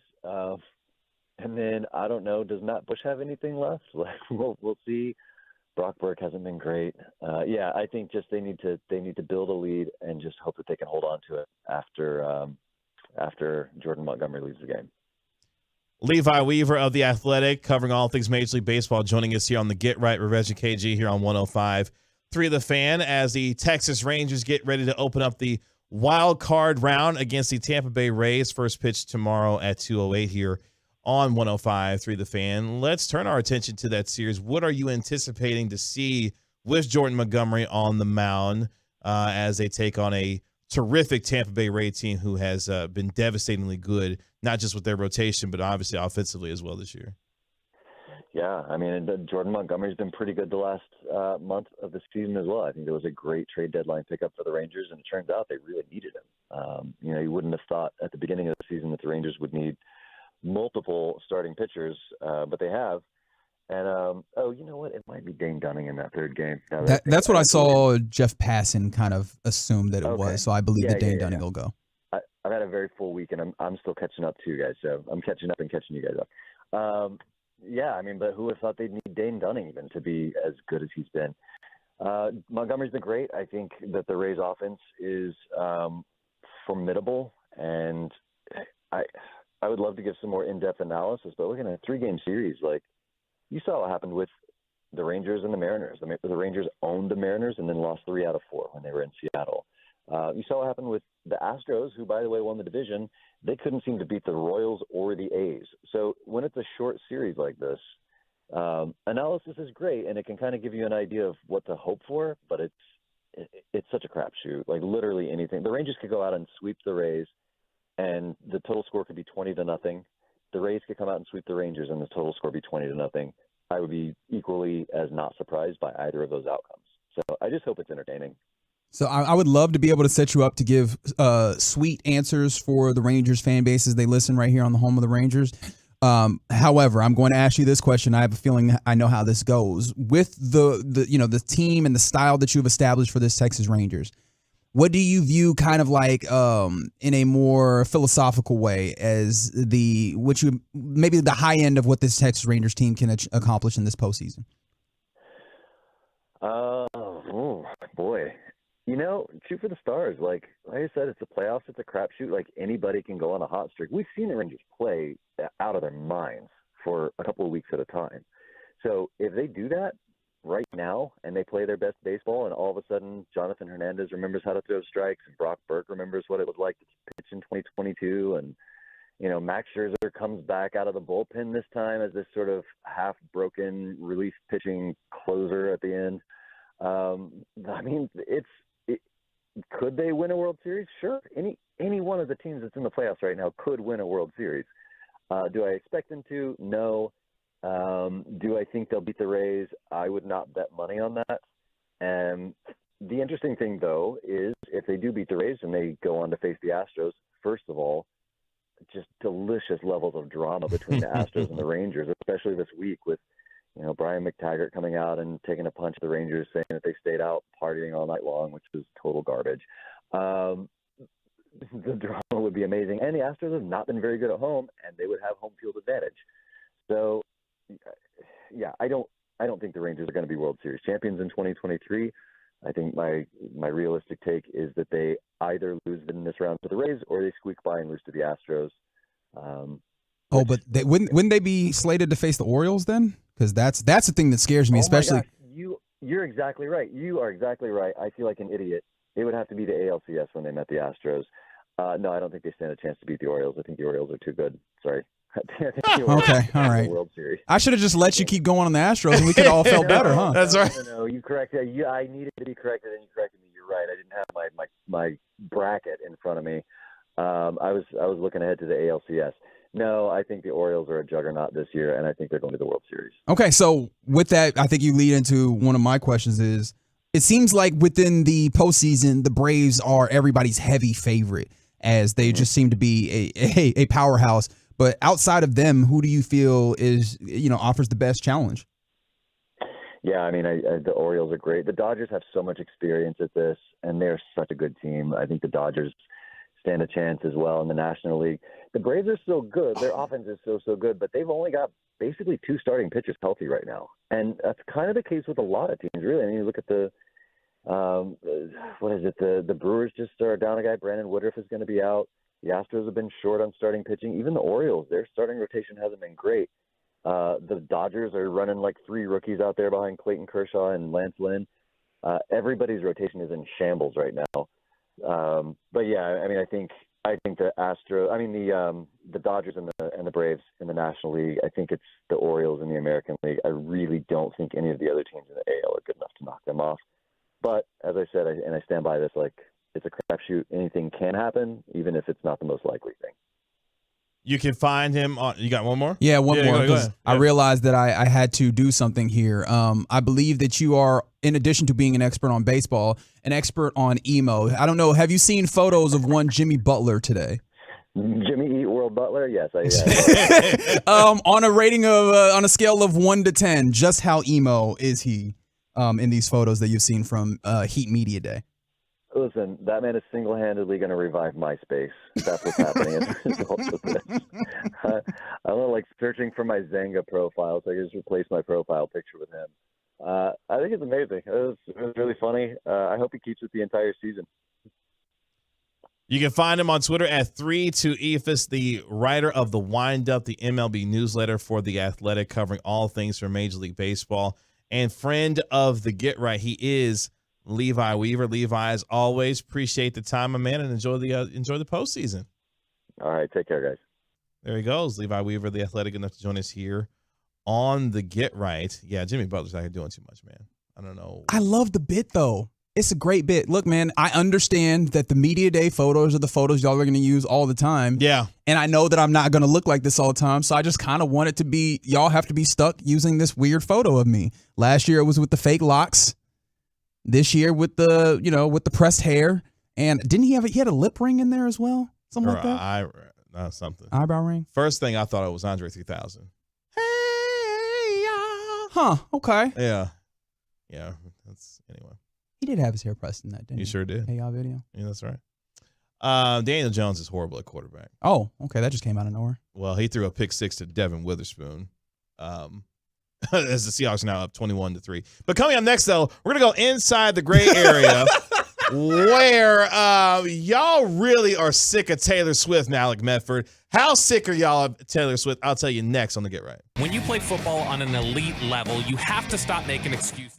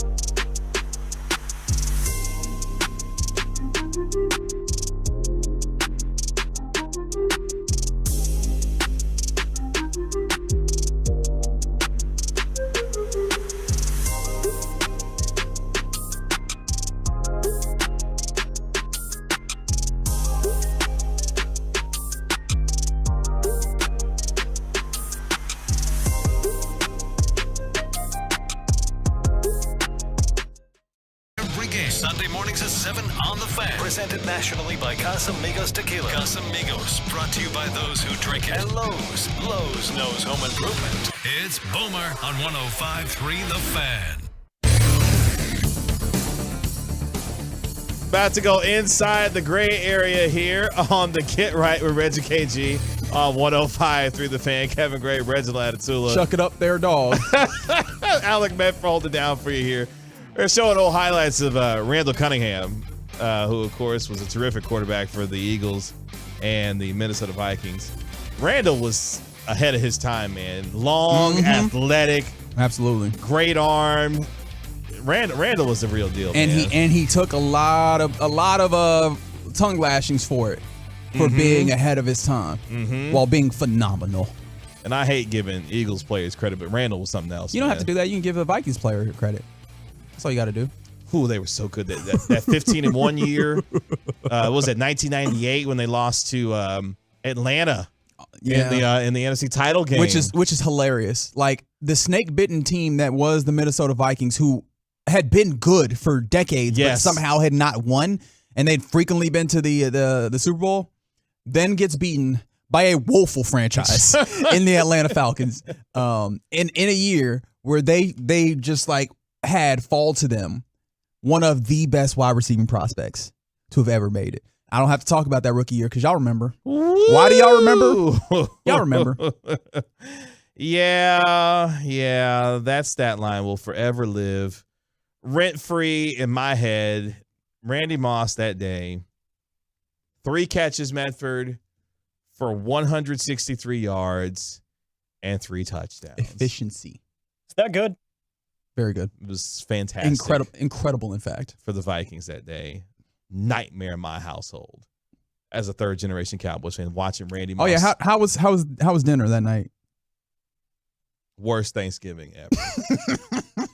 I shouldn't laugh because I know there's a lot of people listening that was bad for it. Randy Moss is just so good. Here's what was so. You're right. I shouldn't bring up old stuff. That's my bad. Well, what was so devastating about it. It was how effortless it was for Moss and for Cunningham that day. Like, it was just simply, hey, just throw it up and let him go get it. And there was absolutely nothing. You ever felt helpless in a situation? Yes. That was the Cowboys defense that day. They looked at Randy Moss and said, what the hell are we supposed to do with this? And the answer is nothing. Nothing. And it just repeated itself all day. Medford, speaking of repeating itself, Daniel Jones continues to repeat himself when it comes to the turnover problem. Shout out to Devin Witherspoon for this gem right here.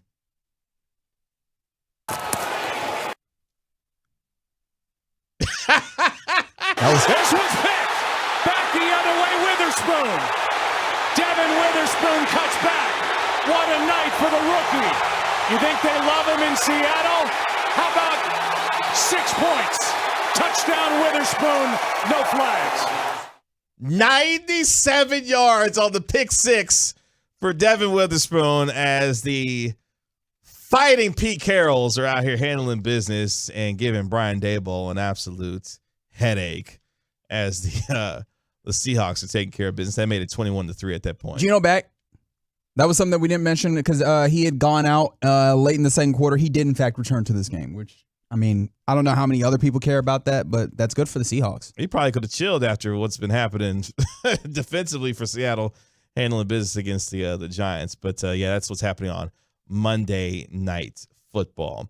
Let's go inside the gray area here, where, of course, there is no gray area. Good to have Medford initiating the gray area. I know how much you love doing that with this particular music. Oh, yeah. Yeah. Oh, by the way, shout out to you, my man, for handling business this weekend on some broadcasting. All 5 hours with you and with Chris Arnold. I was listening as I was, driving around a little bit on Saturday. And shout out to y'all for doing the same. I appreciate that. Maybe at 10:20, I'll give the backstory on why that was the longest 5 hours of my life. Ooh, definitely need to hear that. That's what we call in the business a tease. That's right. Damn good with it. Cha-ching. Look, man, I don't know what to think about this, but did you realize the Chiefs-Jets game from last night? on NBC and Peacock, the most watched Sunday show since Super Bowl. What is it? Super Bowl 57. That is amazing. And it ain't because of no Zach Wilson. Over 27 million viewers watched the Chiefs and the Jets last night. And what I find amazing about this, because I'm still in a place, and let's cut to the chase, because Taylor Swift, Travis Kelce, that whole thing, you're familiar. What I find amazing about this is that all those people are tuning in for the chance that they get a glimpse of Taylor Swift. It's not like she's performing halftime, right? It's not like she out here running routes. It's so that maybe, just maybe, they will cut to her for 2 seconds between plays and show her clapping her hands because her reported boo did something, right? Like that's what people are like, I gotta make sure that I'm here for that. I'm like, what are you getting out of this? Bro, Just go play some music videos, man. The amount of WWE cutaways for Taylor Swift. You watched Zach Wilson play football just to maybe see Taylor Swift? Just watch music videos, man. Zach Wolchuk read the greatest tweet to me last night. Oh. That there was probably thousands, if not millions, of Swifties that watched their first NFL game last night and thought Zach Wilson was a better NFL football player than Patrick Mahomes. Oh, boy. I mean, shout out to Zach Wilson, for, acting like a real quarterback last night. All the way up to owning a mistake, which I know sounds like, I was sick for him, man. That sounds like you're supposed to do that all the time, but he hasn't in his past. He's had instances where it felt like he was throwing the rest of his team under the bus when they looked up and they were like, I know that's not you talking. And so him looking up and being like, look, man, I lost us that game because he could not field a snap is oddly a moment of growth for him. I felt sick for him because he played his heart out last night. Just came up short. But here is how sick of all of y'all are apparently of Taylor Swift and this whole Swiftie deal when it comes to her, Travis Kelce, and the Kansas City Chiefs. So the NFL's Instagram account at one point had in its bio, the Chiefs are 2-0 as Swifties. Technically correct, which is in fact the best kind of correct. To which every NFL fan, this side of the Mississippi was like, what? What? We don't care. I think about the Stephen A. Smith meme. I'm here to tell you, we don't care. We really don't. We really don't. So much so that apparently the NFL listened to everyone and they deleted that and took it down off the Instagram bio because of the backlash of the fact that the Chiefs are 2-0 as Swifties. But here's my point on this. Okay, here we go. What you got? What did you think was going to happen? Because I'm over it already myself. But what did you think was going to happen when you have one of the biggest sports machines on planet Earth with one of the biggest PR machines on planet Earth, and you marry that with the literal hundreds of millions of people that follow Taylor Swift? You didn't think that they was going to latch on to that and capitalize on that to the nth degree? You got to be kidding yourself. Of course this is going to happen. Yeah. And Come on now. I do find it funny that so many folks have been bent out of shape about this, because I'm my natural inclination is to be a little bit of a curmudgeon. You might be able to tell. And so I've actually had to fight this. Like the need to be like, oh, this isn't. And I'm like, people are having fun with it. Let them have fun. Now the thing that I don't understand, and I'm still trying to figure out where I actually stand on it, but I just at least I know I don't understand it. Why are we bringing up Taylor Swift in games that don't involve the Chiefs? That's the thing I don't get. It's like, but there's not actually a connection here. Like when there's a connection, hey man, people run jokes into the ground every day. You know what I mean? Like, what am I supposed to do about that? But the idea of a game that does not include the Chiefs or the man that she is reportedly attached to. Allegedly. Respectfully. What are we doing here? But you know what? It really isn't that big of a deal for me to lose my mind about. It is kind of funny watching people lose their mind about it. It's just like, hey man, it's not that deep. Especially Travis Kelce's exes who are out here bent out of shape. Oh, he doesn't circle back to this. Oh, I'm gonna leave that alone. Are you though? Because you said that last time. No, I am. Okay. Yeah. We don't have time because I don't feel like getting angry in that way. But the idea is, look, man, of course this is gonna happen. Or were we going to get sick of it pretty quickly? Yeah, because the first time that the Chiefs scored and they immediately cut to Taylor Swift, I'm like, we're not about to do this all night long. She calls a good offense, man. Throw it to Travis. That's right. Throw it to 87. He's good at football. By the way, real quick football note on that. Hey, man, what's wrong with Patrick Mahomes in that offense? It's sputtering a little bit so far this year. Not great. Yep. I mean, that's what happens when you don't have real receivers to catch football outside of Travis Kelce, but there's that. But yeah, man, the NFL's PR machine, of course, is going to latch on to the Swifties. By the way, she's got a movie coming out. Does she? I actually didn't realize that. Yeah. And then Beyonce was like, well, I'm going to have one come out on December 1st myself. That feels like just like a normal rollout. I don't know that that's like a tit for tat thing because she just got done with the Renaissance tour. So the timing was pretty incredible. And you know what? Maybe it is. I don't know things. But look, you know what's been funny about this Taylor Swift thing when it comes to the NFL? There's been very two Americas level fighting behind who's more of a superstar, Beyonce or Taylor Swift. And I'm like, why are we doing this? We don't have to do this. Who does this benefit? Why are we doing this? Like, we can acknowledge both of them doing very well for themselves. Very popular. We know who the bigger star is. Oh, don't do it. Don't wade into these waters. You don't want these problems, KG. What problems are there? I'm you know what? I'm not about to get this show canceled. I know exactly. I want you to document 9:56. What? He was warned. Was he not? Okay, I just want to make sure. I have been absolved of all responsibility. Do what you're going to do. Do you want this show canceled? No. Okay, then the Beehive is, they got it. Beyonce got it. Okay. See what happens now. Now, when I go home and my house is burnt to the ground. That is at Kevin Gray Sports. I said she's the more popular artist. Is there what you go. Said. At Kevin Gray Sports on Twitter. Me. Tell me when I'm telling lies. Tell me when I'm telling lies. Them Swifties are crazy too. Have you seen the Beehive and what they would do? I have. Okay. Don't put it past the Swifties though. Look. The Queen will summon her Beehive, and okay. All right, buddy. Yeah, the Swifties are evolving. They know what a first down is now. And you know what's hilarious about this? As we're kind of running the time on this segment. Mm-hmm. The Swifties have gotten into football like big. They got they're damn near in analytics at this point. They were like, we are going to learn football, but they're learning it with the fanaticism that they follow Taylor Swift. They're gonna be smarter than all y'all, and they're probably gonna be smarter than me. Like they're just going to be out here spouting EPA and CPOE and telling us why fourth down decisions are the right ones. Like they're going to be cooking us here soon. Just I want you to understand. You do know that Beyonce did the Super Bowl halftime show, right? Yes. And Taylor Swift has turned it down twice. Correct. So Beyonce's got that wrong.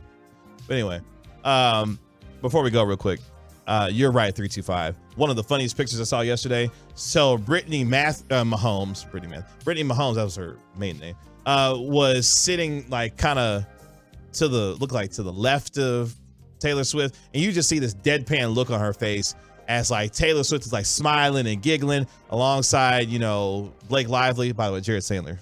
All right, Jared. That's a years old callback, bro. She looks so disinterested. She's like, what is happening here? You think Britney's a little jealous of the old Taylor Swift attention that she's getting because of her man? Alleged man? She probably is. She's weird. Wow. Y'all just going after everybody at this point. Now, that was Medford. I want it noted that is Medford at Alec on the radio on Twitter or X. That's one of my favorite drops. Man. I just don't bring none of that to me. That's all. Y'all say what y'all want. None of this needs to be brought to Don't be riding the fence, Reg. Get off the fence, okay? Nah, I will stay right here on the safety of this fence. Leave me alone. That's inside the gray area here on the Get Right.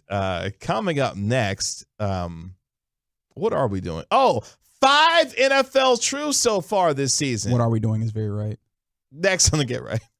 Always a welcome sign for this clubhouse. Featuring breaking sports.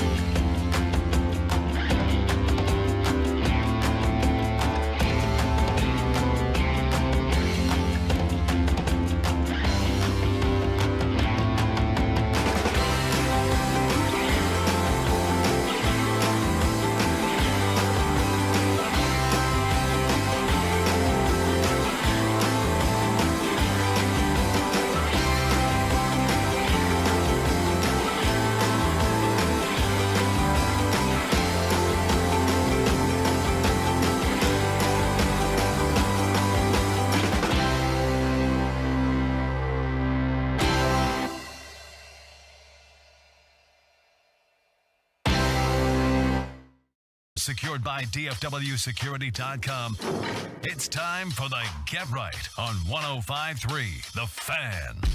Final hour of the Get Right with Reggie KG on 105.3 The Fan. Kevin Gray, Reginald Atatula. Yep. Alec Medford holding it down for here. Appreciate you joining us on Odyssey and the Odyssey app. 5 NFL truths we know so far. Tiki Barber when it comes to the NFL this season. At Kevin Gray Sports, at Reg Atatula, at Alec on the radio if you want to get at us there. Coming up here in about 16 minutes, a little AM on the FM. Where Alec Medford is the star of his own segment. What he's got for us, can't wait to hear. As chaos will ensue, of course, at 10:20. Appreciate you joining us on Twitch at twitch.tv/DallasFanCam and on YouTube as well. Search 105 through the Fan on YouTube. Hit the subscribe button while you are there. Happy to be back in the DFWsecurity.com studios. Gang, gang. Where the hey, what you know about that? What? He didn't even. You act like wrestling created that, brother. All right. I know okay. They didn't, but geez, it's okay. All right. You're not gonna let wrestle. You're not gonna pretend like wrestle created that. Okay. Me and Medford, we're just gonna do the, Okay. Before we get to 5 NFL truths we know so far. The truth is, Mr. Medford, that Tiki Barber doesn't know what the hell he's talking about. How about that? I'll take Daniel Jones over Dak Prescott 100 out of 100 times. And I think most people would agree with it. You think most people would agree with it? Most people would agree Based on last year, I'd agree with you, but over their careers, no, I wouldn't. Based on the projection of where both of these players are going. I have a lot of it is the system. I have serious questions about what the Dallas Cowboys are going to do system-wise. I don't know. It's Mike McCarthy calling the plays. Right. And I know there's an up and down resume with that. You know where he messed up? When he said 100 out of 100 times. 100 times out of 100. If there is something that I've learned in my 31 years of life, not like it's been a crazy amount of time, but I've learned this. Always give yourself some wiggle room. Always. If he had said 99, you would have been a little bit better with that. No, not really, but it would have sounded less crazy. Daniel Jones tonight is 25 of 32 for 187 yards. Or excuse me, now 26 of 33 for 195 yards. 2 interceptions, including a pick 6. Oh, no. And he's been sacked not 1, not 2, not 3, not 4, not 5, not 6. Come on now. Not 7. All right, LeBron James, calm down. But 8 times tonight, Daniel Jones has been sacked by the Seattle Seahawks. 100 out of 100 times. That's right, Tiki. That's right. That's disgusting work. I mean, I know that they're missing their best offensive lineman, who is one of their best offensive players. Let's make that 9. Let's make that 9 now as we update the sack count for Daniel Jones. He is. Oh, I'm sorry. I was 2 off. 10. He's been sacked 10 times tonight. 10. Yeah, see, as a football expert, I would simply not get sacked 10 times if I wanted to win a football game. What is Brian Dable trying to prove at this point by having him still in the football game? What do you mean prove? You think he's trying to prove something? That man is scraping the barrel for trying to find some answers. Who's the backup in New York? It doesn't matter. Look, just for kicks. No. Who's the backup? Daniel Jones needs to play this game and try and see if he can figure something out because figure what out? Something. How to keep getting his ass kicked all night long? Something. Because next week they will face the Miami Dolphins. The week after that, they will face the Buffalo Bills. They need to figure something out right now, or it is going to be a problem over the next couple of weeks. You mean to tell me that same Buffalo Bill team that sacked Sam Howell 9 times, brother, a week ago? That Daniel Jones jersey is just going to be a blue spot on the field by the time. If he, this will make you laugh. You know who their backup quarterback is in New York? Is it? No, don't tell me. Is it Tyrod? That's right. Tyrod still there? Yeah. Yeah, don't do that to Tyrod. Let Daniel Jones take all that. He might have more success than what he out here doing tonight. Tyrod don't need no more. Tyrod has had the lifetime of NFL misfortune. As long as nobody punctures his lung, he'll be all right. That's what I'm saying. Like, he was ready to be a starter, and they was like, no, you're not. We will punch you in the lung. Doctor.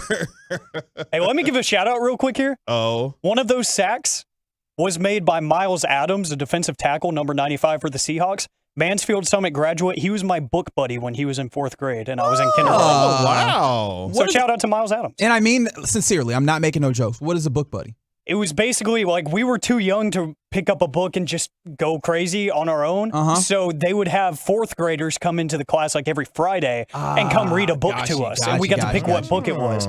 He was the nicest guy. I worked out with him when he was at Summit. Nicest guy ever. He's a massive human, too. Nice. Well, Daniel Jones has gotten really familiar with it. Sounds like. 5 NFL truths we have found out so far through the first now month of the season. Hard to believe. Yeah, it's crazy because I feel like I still don't know things. Like, who do you feel is the best team in the league? I thought it was Miami before this weekend. Whatever team that you want to pick has a loss that is probably a little bit or a bit embarrassing through 4 weeks. They got Josh Allen's numbers up there. My man went 21 or 25 for 320 with 5 total touchdowns against Miami. He looked great. You know where he didn't look great? New York Jets. Week 1. Right? Like every team that you look up and you go, oh man, that's a great team. You go, oh, but wait, that one game, they look crazy. This comes from The Athletic, and that's the number one thing we have learned so far. Oh, look at that. I did not even know that. Look at that. The Jets defense is really good, except when they're playing Dak Prescott. Yep. I said it. And the Dallas Cowboys, or just Dak Prescott? Yes. Thank you. The New York Jets, of course, lost to the Chiefs, but that defense is good. They made Patrick Mahomes look real pedestrian last night. It was not pretty for the Kansas City Chiefs offense. Although that Isaiah Pacheco thing, yep, it's pretty good. It's pretty good. Yeah, 5th rounder? 7th, if I remember correctly. Was he really 7th? Golly. I believe it was a 7th rounder.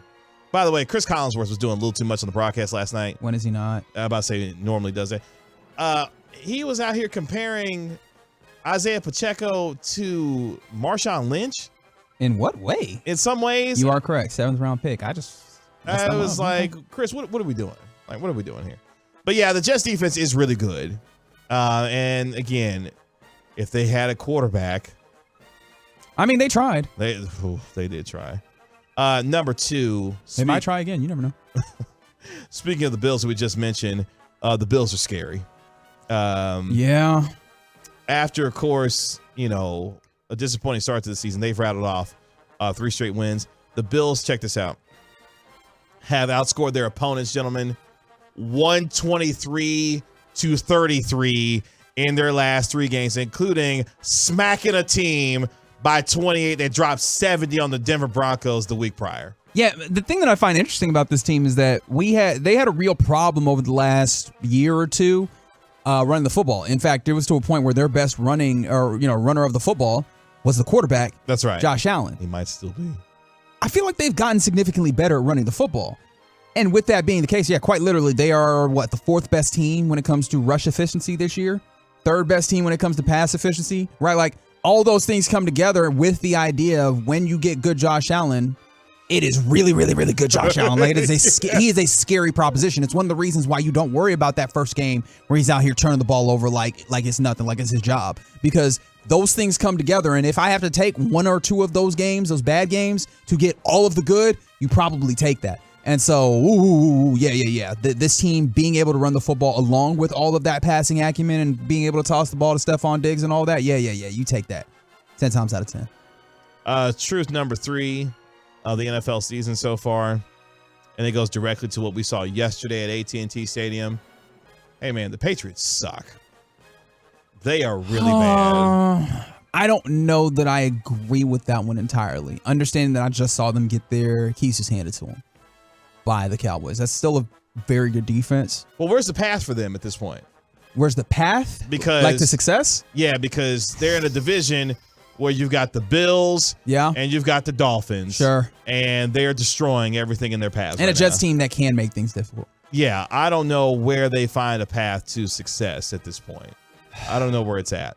I mean, if they do not end up in a game where they have to claw back from behind, now the tough thing about it is we did see the injury to Matthew Judon in that game, and Christian Gonzalez. True. Yeah. And if those guys you lose those guys for a significant amount of time, then okay, yeah, we're probably talking about a team that's not in good position. But the biggest thing is what they're going to do at quarterback at this point. Because even for some of the improvement we've seen in Mac Jones, coming into the game yesterday, he had thrown the ball over 120 times. I don't know if I want that guy throwing that ball that many times to a bunch of receivers who really aren't that good. The Kendrick Bourne slander. He can get it. Juju can smoosh. Juju Smith-Schuster could definitely get it. Smoosh. Whatever. He looked like smush yesterday. Oh, wow. Yep. Let's see how I recovered there. See how they did that?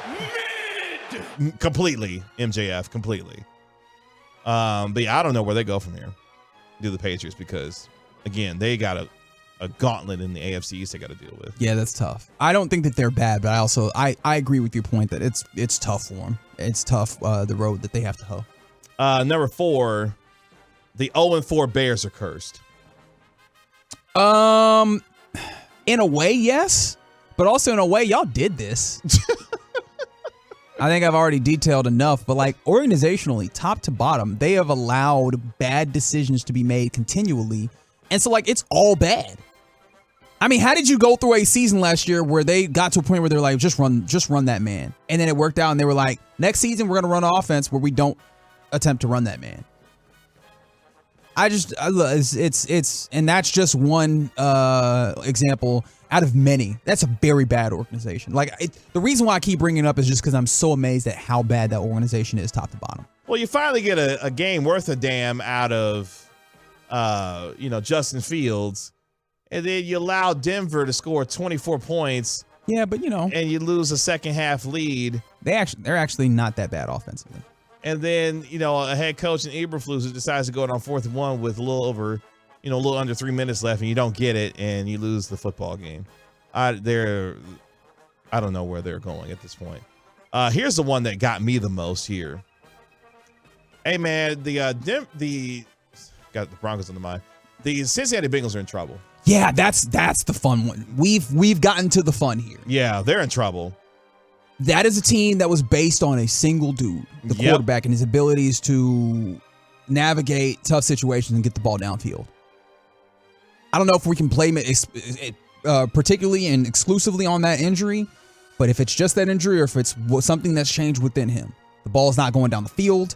You've got his number one wide receiver out here doing like the complaining stuff like, why are they not getting me the football? He's like, I'm always open. Which that's I'm always open. Like that doesn't sound like oh man, we just need to get, we need to just get this right. This sounds like what are you doing back there? Get me the ball, which is that's the level of issue in the way that this sounds. So I am fascinated by this because look, the track record of the Cincinnati Bengals is that they are not a great franchise.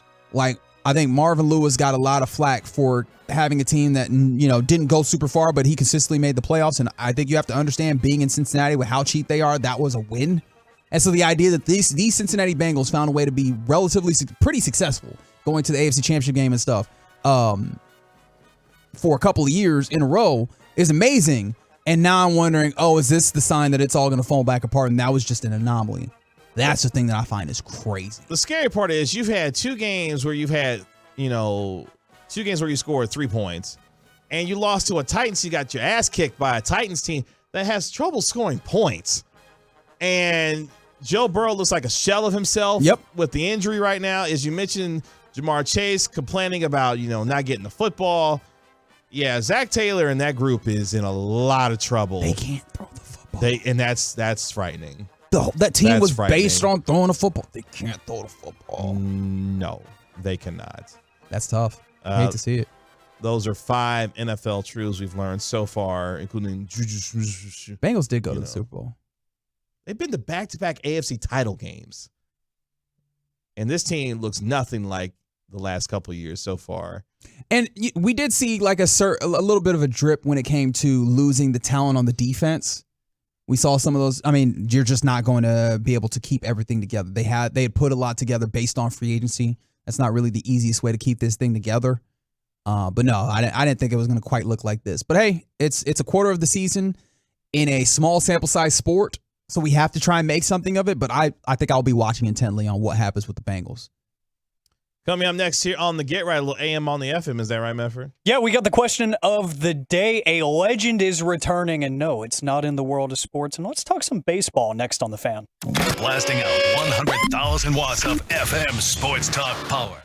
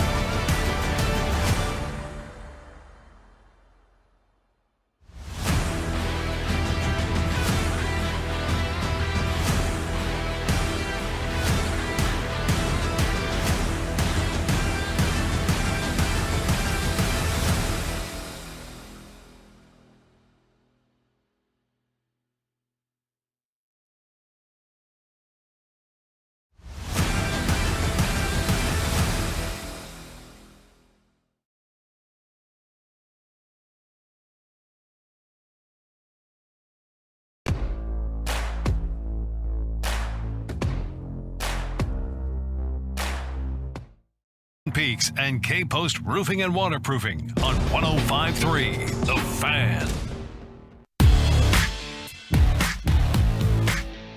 Back here on the Get Right with Reg and KG on 105.3 The Fan. Kevin McGray, Reginald Atatula. Yep. Alec Metz for holding it down. We're here about to get into a little AM on the FM here in just a moment here on your home of the Cowboys and Texas Rangers. At Kevin McGray Sports. At Reg Atatula. At Alec on the radio if you want to get at us on Twitter, where Brian Daboll is about sick of Daniel Jones. Fed up. They caught a shot of Daboll on the sideline. He looked like he's, talking toward the direction of Daniel Jones. And next you know, you just see the iPad just flying out of his hands. Sir, that's a Windows Service tablet? They don't pay me to say that. Okay. You were just being factually inaccurate. That's all. Well, if they factually gave me some money, I would say it correctly probably. But, whatever. The point is, it looked like it was being broken on the way, or it was getting thrown down by Daboll. He's over it. I would be too if my quarterback fumbled the ball twice, lost one of them, threw 2 interceptions, and was sacked 10 times tonight. However, he your quarterback for a reason. Like, I understand last season he came with the team. They gave him a contract this offseason. Bro, they gave him $40 million on purpose. And I get it. It was, you only had him 1 year and he looked solid. But, like, I imagine you could have talked to that GM like, hey, bro, I know you've seen what you've seen. However, I need to get Daniel Jones agent because whatever he said to con that franchise out of that $40 million per season, I don't know. They didn't pick up the 5th-year option. I feel like I could find a better agent. You could find a better agent that could give you $40 million after that mediocre cat. That's right. Okay, all right. Their agents have done more magic. Well, there's nothing mediocre about this. What does this button do? Please, please, do not push the button. You have no idea what it...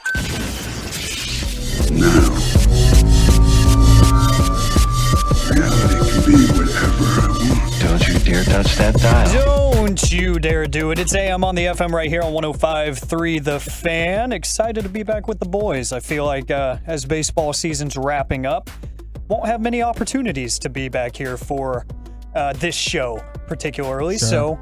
So glad to be here. Yeah. Always glad to be here. Yeah.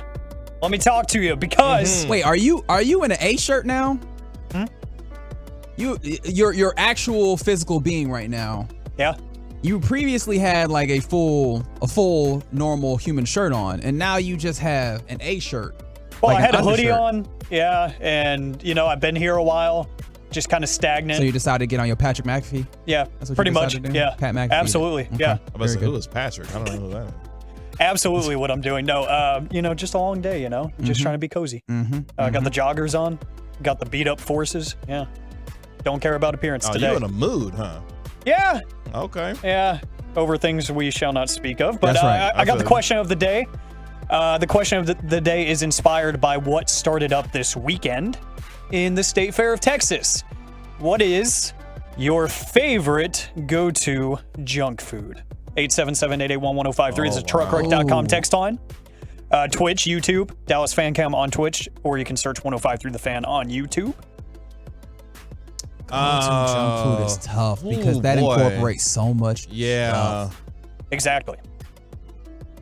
All right, so I'm very liable to keep candy around the house. Something like some jelly beans or some Sour Patch Oh, you're Kids. taking it to like candy. I thought you was taking it Well, to like that's the first place I thought of. It's like Okay. the things that I'm liable to have. Okay. But like, there's a lot of, and the tough thing about it is like, there's in given any circumstances, there's a lot of different circumstances in which it could be a lot of things. Like a good funnel cake. You can catch me with a good funnel cake. Specific to the fair, I'm gonna go with probably the fried Oreo is really good. Hard to beat. The fried cheesecake is also really good. The what now? Fried cheesecake sounds delicious. Yeah. I didn't know that was a thing. That will be on the bucket list. From the 214 on the truckwreck.com text line. That number, by the way, is 877-881-1053 if you want to talk to us in this instance. They say if you consider wings junk food, wings or nachos. Nachos is an interesting place because it feels so unfulfilling a lot of times. Yeah. That nachos isn't a place to go unless you get like Hurtado's brisket nachos from Globe Life Field. Oh my goodness. I still have never eaten there. I hadn't either until we had our event there. You know, that was the best brisket nachos. Oh, when you were in section 133? That's right. Oh, yeah. And them nachos hit. Someone said, Swaggy Booty said Flamin' Hot Cheetos, which they're eating right now. Ooh, okay. Fair. I think for me, it's tough because I've been trying to eat better. But the one thing that I can never evade, Cool Ranch Doritos. Can never you sound evade just them. like my wife. She can't avoid them either. I cannot stay away. Yeah. Best flavor Doritos? Absolutely. Hands down. And the wrong answer, but okay. Uh-oh. What you got, KG? It's nothing better than the original nacho cheese. Get the hell out of here. I thought you were going to actually have something interesting to say. Basic. It doesn't help that every time my dad leaves the house, you know, he tries to be Mr. Nice Guy and he brings home a bag of Cool Ranch Doritos. I'm like, I appreciate that. Thank you. But this is not helping my cause. Like, please stop. Yeah, like, please. This is horrible because especially nights like this, when I get off at 11 o'clock, you know, and I haven't eaten in a while, I don't want to eat a whole meal before I go to bed. True. So what am I going to do? I'm going to pull out a snack. First thing I see that blue bag in the pantry. You know what's happening. It's on site. See, I'm a sweet snack person, as you can tell. And my go-to was an oatmeal cream pie or a zebra cake. Solid. Oh, the zebra cakes, yes. I haven't had a zebra cake, but the other one's incredible. Man. Oh, you've never had a zebra cake before? Not that I recall. I probably have, but it's not anything that I find all too interesting. It'll change your life. It's good. Donuts is great. I appreciate that. 817. Somebody said the top of the pizza is the crust. You are correct. Yeah. That is correct. That's KG was not wrong. KG was wrong in that regard. We're not doing We don't that. have to. Yeah. Swaggy Booty said the habanero Doritos were the best. Are those the ones that were purple ones, or is that like the sweet chili or something? But I think that might be sweet chili the or purple something. bag is fire. I've heard of that. Okay. I will say, we need to put you on then. I'm scared to try Doritos variants because I tried the hot mustard and they are hot garbage. Yeah, that sounds They are like a not bad good. idea. My dad got them because he was like, oh, these will get interesting. Terrible. But yeah, keep those coming in. Truckrock.com. Text on 877-881-1053. I said that a legend is coming back, and no, it's not like a human at all. It's not an athlete. It's not a celebrity. Not anything. Oh. What? Gentlemen, the headline reads, Applebee's is bringing back the Dollaritas, dollar margarita, baby. I almost did that for gray area, and I'm glad I didn't do it. Dollaritas, you know what's going down every Thursday night at your Applebee's? It is turning into the grown and sexy club. That's what it is. I don't think you understand just how much I love the way that certain places change demographics in certain instances, and the Dollaritas play up very heavy into the Applebee's shift up. Go to Applebee's on a Thursday night, and it's usually a Thursday night, but there's one night a week where the people who are grown and gainfully employed, The grown and sexy people. Huh? they show up at the Applebee's, and for some reason you thought you were having a nice family dinner, and you look up and there's music playing and there are people getting down because it became a de facto club for folks that are getting off their government jobs. I'm telling you, don't show up to the Applebee's on Thursday evenings at your own risk, because they are turning up to the Dollaritas. And that is so true, because the last time I went to Applebee's was at about 10:30 or 11 p.m. on a Thursday. That's right. After the Fan Phenom finale out at Fat Daddy's in Mansfield. Yep. I pulled up with my buddy Michael Beer. Shout out Michael Beer, doing great things out there in the Twitter media world.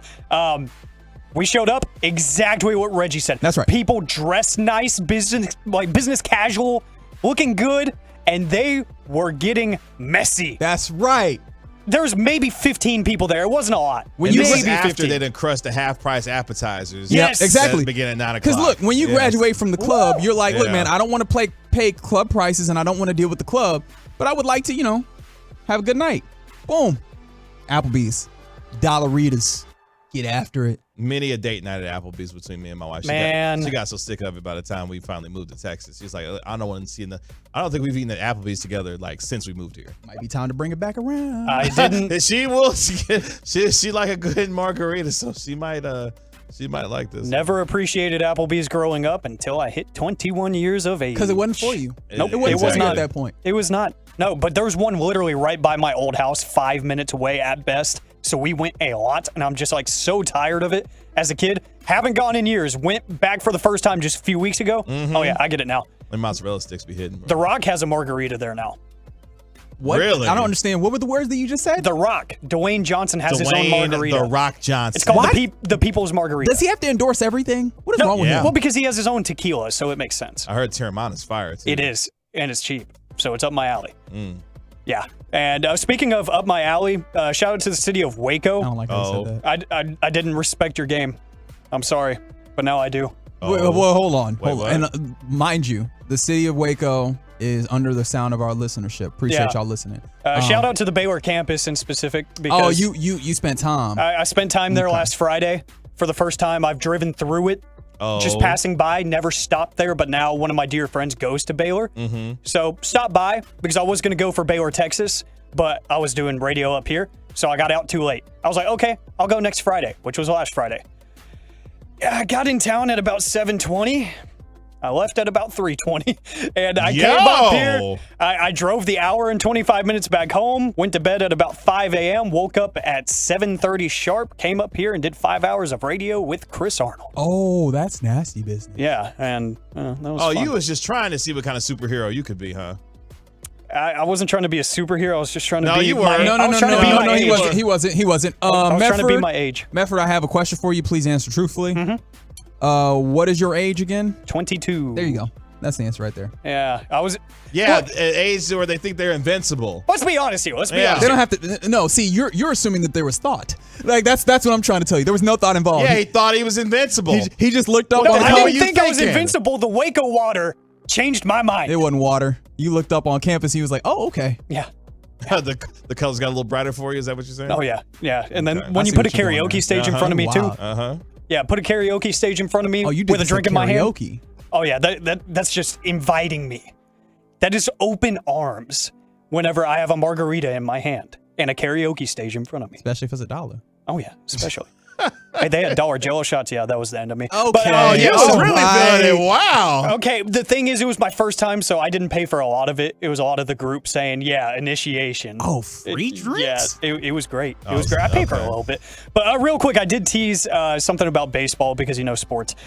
So I did want to throw this in here that Codify Baseball, they do a bunch of analytics stuff. Yes, I like that account very much. They ran the numbers because the regular season is officially over as of a few days ago. MLB umpires missed over 21,000 balls and strikes calls in 2023 this regular season. Sounds like a lot on paper. That was their best season ever. Yeah, what is that in terms of percentages? Do we get a percentage of... That is 97% accuracy throughout the whole season. They saw over 720,000 pitches, according to my math. You might want to check that, but I'm not gonna. That equates to it's 10:30 at night. I'm not 97% accuracy. You be the judge. Is that good enough? I think that's all right. No. Wow. I think it's all right. I'm fine with it. Yeah, I'm fine with it. Like it's not perfect. It's not 100%. People are gonna hate that. I think it's fine. It's the human element of the game. I also wonder, like, are they grading it on a static K box compared to? There's some instances where I think people want the zone to kind of expand and shrink as long as it's somewhat consistent for both teams, right? And so I think that there is a feeling of an appreciation for the human element.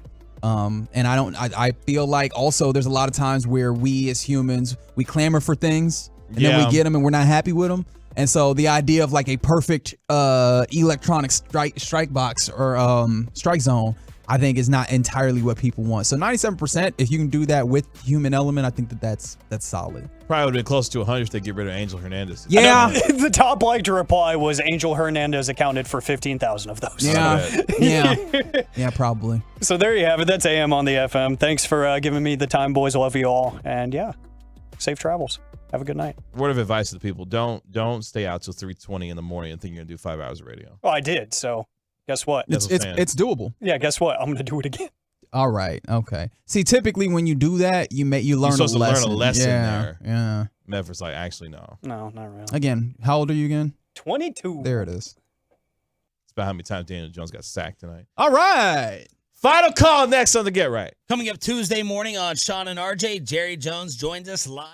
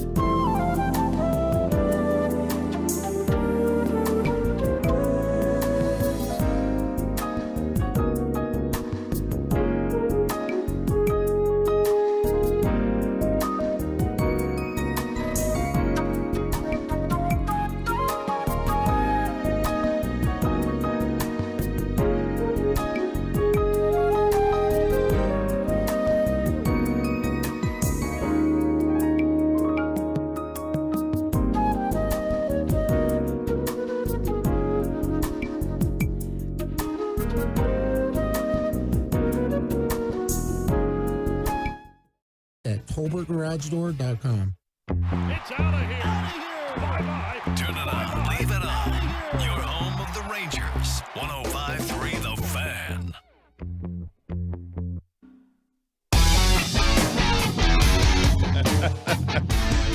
One final time here on the Get Right, Rebecca KG on 105 through The Fan. Kevin Gray, Reginald Atatula, Alec Med for holding it down for here. Really appreciate you joining us on Odyssey and the Odyssey app. The truckbreak.com text line 877-881-1053, 877-881-1053 if you want to get in on the conversation. Appreciate Levi Weaver of The Athletic covering all things Major League Baseball, and RJ Ochoa, the managing editor for SB Nation's Blog and The Voice, for joining us via the Boomer Jacks Bar and Grill hotline. If you missed anything during our 3 hours tonight, make sure you hit the rewind button on the Odyssey app to check out anything you may have missed, or you can go to 105throughthefan.com and hit the Get Right podcast page, and you can listen to any episode anytime on demand for our show. We'll be back with you tomorrow night from 7 to 11 p.m. as we kind of get back into the swing of things here as we enter into our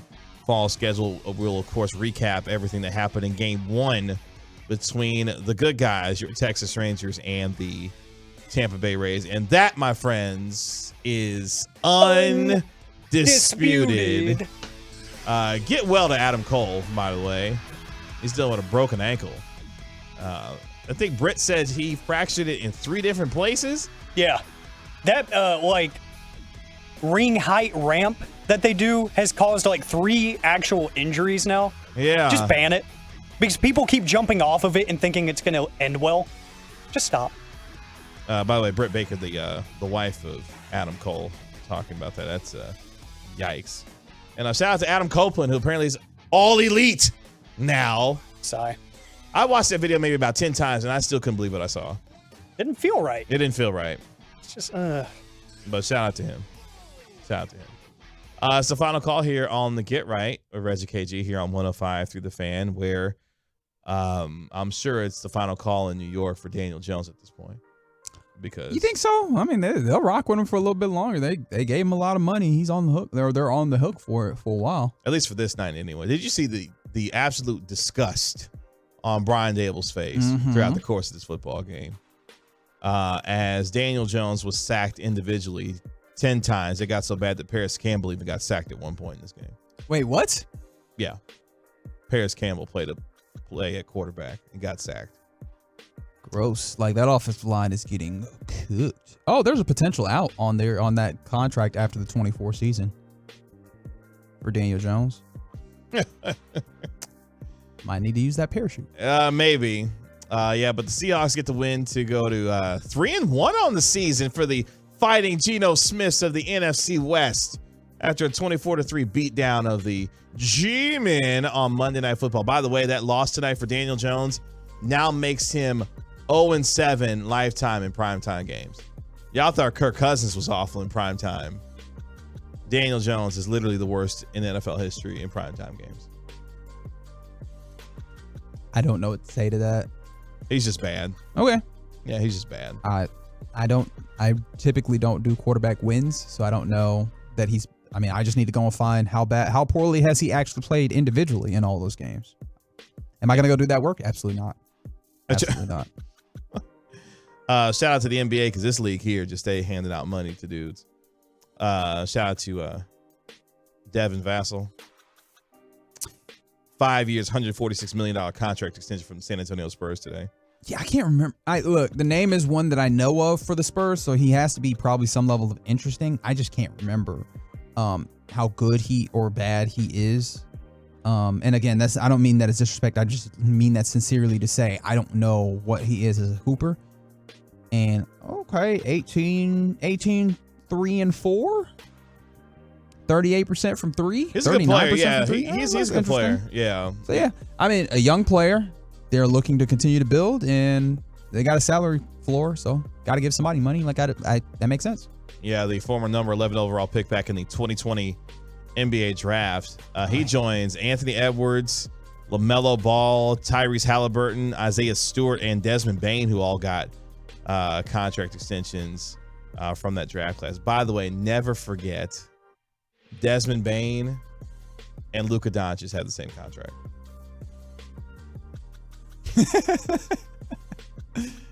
Yeah. That's funny. I'm looking forward to the NBA season. We saw Media Day across the league today. Yeah. Jimmy Butler. Shenanigans. Giannis. You say Giannis. More importantly, you got Damian Lillard there. Yeah. The only reason I pointed out Giannis, though, because Giannis is yoked all the time. Yes. But he looked. You know what's funny about Giannis being yoked, right? Obviously, Damian Lillard is now with that team, and in addition to speaking to media, what a lot of teams will do on media days, take pictures and things of that nature. There was, the Bucks were taking a photo, and there you have, of course, Giannis. You have Chris Middleton, who, of course, is part of that core, Brooke Lopez, and now Damian Lillard. As you might have noticed if you were a basketball head, I mentioned a lot of tall dudes and Damian Lillard. And Damian Lillard looks bona fide, just like small. Damian Lillard is 6'2", and he looks tiny. And in the video, he says, man, I ain't never been in a photo like this. And I think that encapsulates like the entirety of the Damian Lillard saga. Is like he's finally in a place where he's like, oh, okay, there's hoopers around me. Like we can do something now. So congratulations to that man, I guess. I hope it works out the way he wants it to now that he's in a place where, he seemingly has a chance to win a championship this year.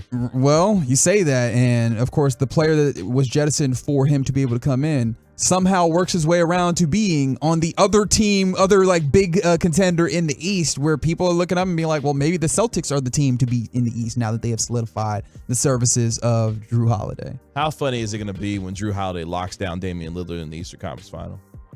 That's going to be a throwback to when he did it a few years back with the Pelicans, and the Pelicans swept the Blazers. You remember that series? Oh, wow, yeah. And Jrue had that man in the gulag.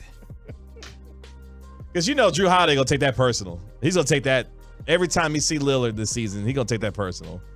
But hey, that's going to be fun at the top. By the way, they're both tied now for the best odds to win the NBA championship coming out of the East are the Bucks and the Celtics. And Joel Embiid somewhere just tweeting that the offseason's been fun, LMAO. And that LMAO is through tears because he's just looking up like, what is our team doing? What is happening?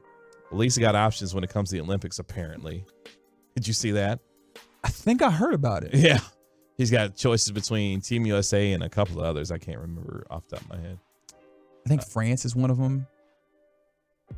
All right. Speaking of the NBA, LeBron says that Anthony Davis is the face of the Lakers. And Anthony Davis saying his goal this season, check this out. His goal is to play 82 games this year. To which I say, my goal is to make $5 million this year. Correct. Like, all right, AD. And my goal is to be 6'2". I love that for all of us. Here's the thing. I don't think he's going to play 82 games because I don't know many players that actually do nowadays. I do think he has a possibility of being healthy, and if he is healthy, that is a problem. Like there's been enough missed time for him that we forget that when he is on it, he can easily be the defensive player of the year and damn near the MVP if he really wants to be. And so, good luck to that man being healthy. I know there's a lot of people that don't like the Lakers, so maybe they don't wish him luck. But I like seeing dudes be dominant. I like seeing high level play, and that dude can give that to you if he's healthy. I'm interested. The gauntlet of center play in the Western Conference is staggering. By the way, Nikola Jokic, they had their media day today. He has no idea who Deion Sanders is. I just love, amongst like the many things that there is to love about that man, I love how much he just does not care about being at work. He does not. Like I respect it so much. No matter what your job is, he's like, yeah, I'm just going to the job. Well, aren't you playing basketball in front of millions of people? Yeah, but it's at work. I'll clock out at about 11. Like that's how he treats all of this. He treats his job as an NBA superstar, and probably right now the best player in the world is like this is just my 9 to 5. He's like, man, they making me go to work today. Can you believe this? On Christmas, no. Like, come on, it's Christmas. I don't want to go to work. Come on, man. Oh, man. You would not believe what my boss told me. That's him. What a fun dude. Shout out to Major League Baseball real quick. 70 million people for attendance this year across Major League Baseball. Yeah, a noted uptick in interest both with people in stadiums and ratings. Like, I do think this, I don't know what we attribute it to. I think a lot of people are immediately going to the rules changes, but man, it's good seeing baseball not be not be on the deathbed that people have purported it to be for a while. Yeah, Major League Baseball action was fun this year. The amount of stolen bases, the lessening of gameplay. Yeah, it was fun to watch this year. And hopefully, for the Texas Rangers, extend it a little bit more as they begin their 3-game series tomorrow. By the way, all 3 games will be in Tampa for that wild card series for the Rangers. Yeah, obviously playoff baseball starts for your Rangers tomorrow. It's a 2:08 first pitch, correct? That's right. Jordan Montgomery takes the mound. Broadcast starts at 1:30 right here on your home of the Rangers, 105.3 The Fan. Mm-hmm. And of course, that's led into by the baseball show record here in DFW, the KNC Masterpiece. Yeah, Mike Bassick. If you don't listen to Mike Bassick tomorrow. He's going to be on one to get you ready for the game tomorrow with Jared Sandler. Appreciate the hard work of my man Alec Medford on this Monday night. Thank you, sir. From my partner, Reginald Atatula, this has been the Get Right with Reggie KG on 105.3 The Fan. We'll be back with you tomorrow from 7 to 11 to recap game 1 between the Rangers and the Rays. Y'all be good. We will talk to you tomorrow. You think they're going to win? Get it done, Jordan. That wasn't an answer. Y'all be easy.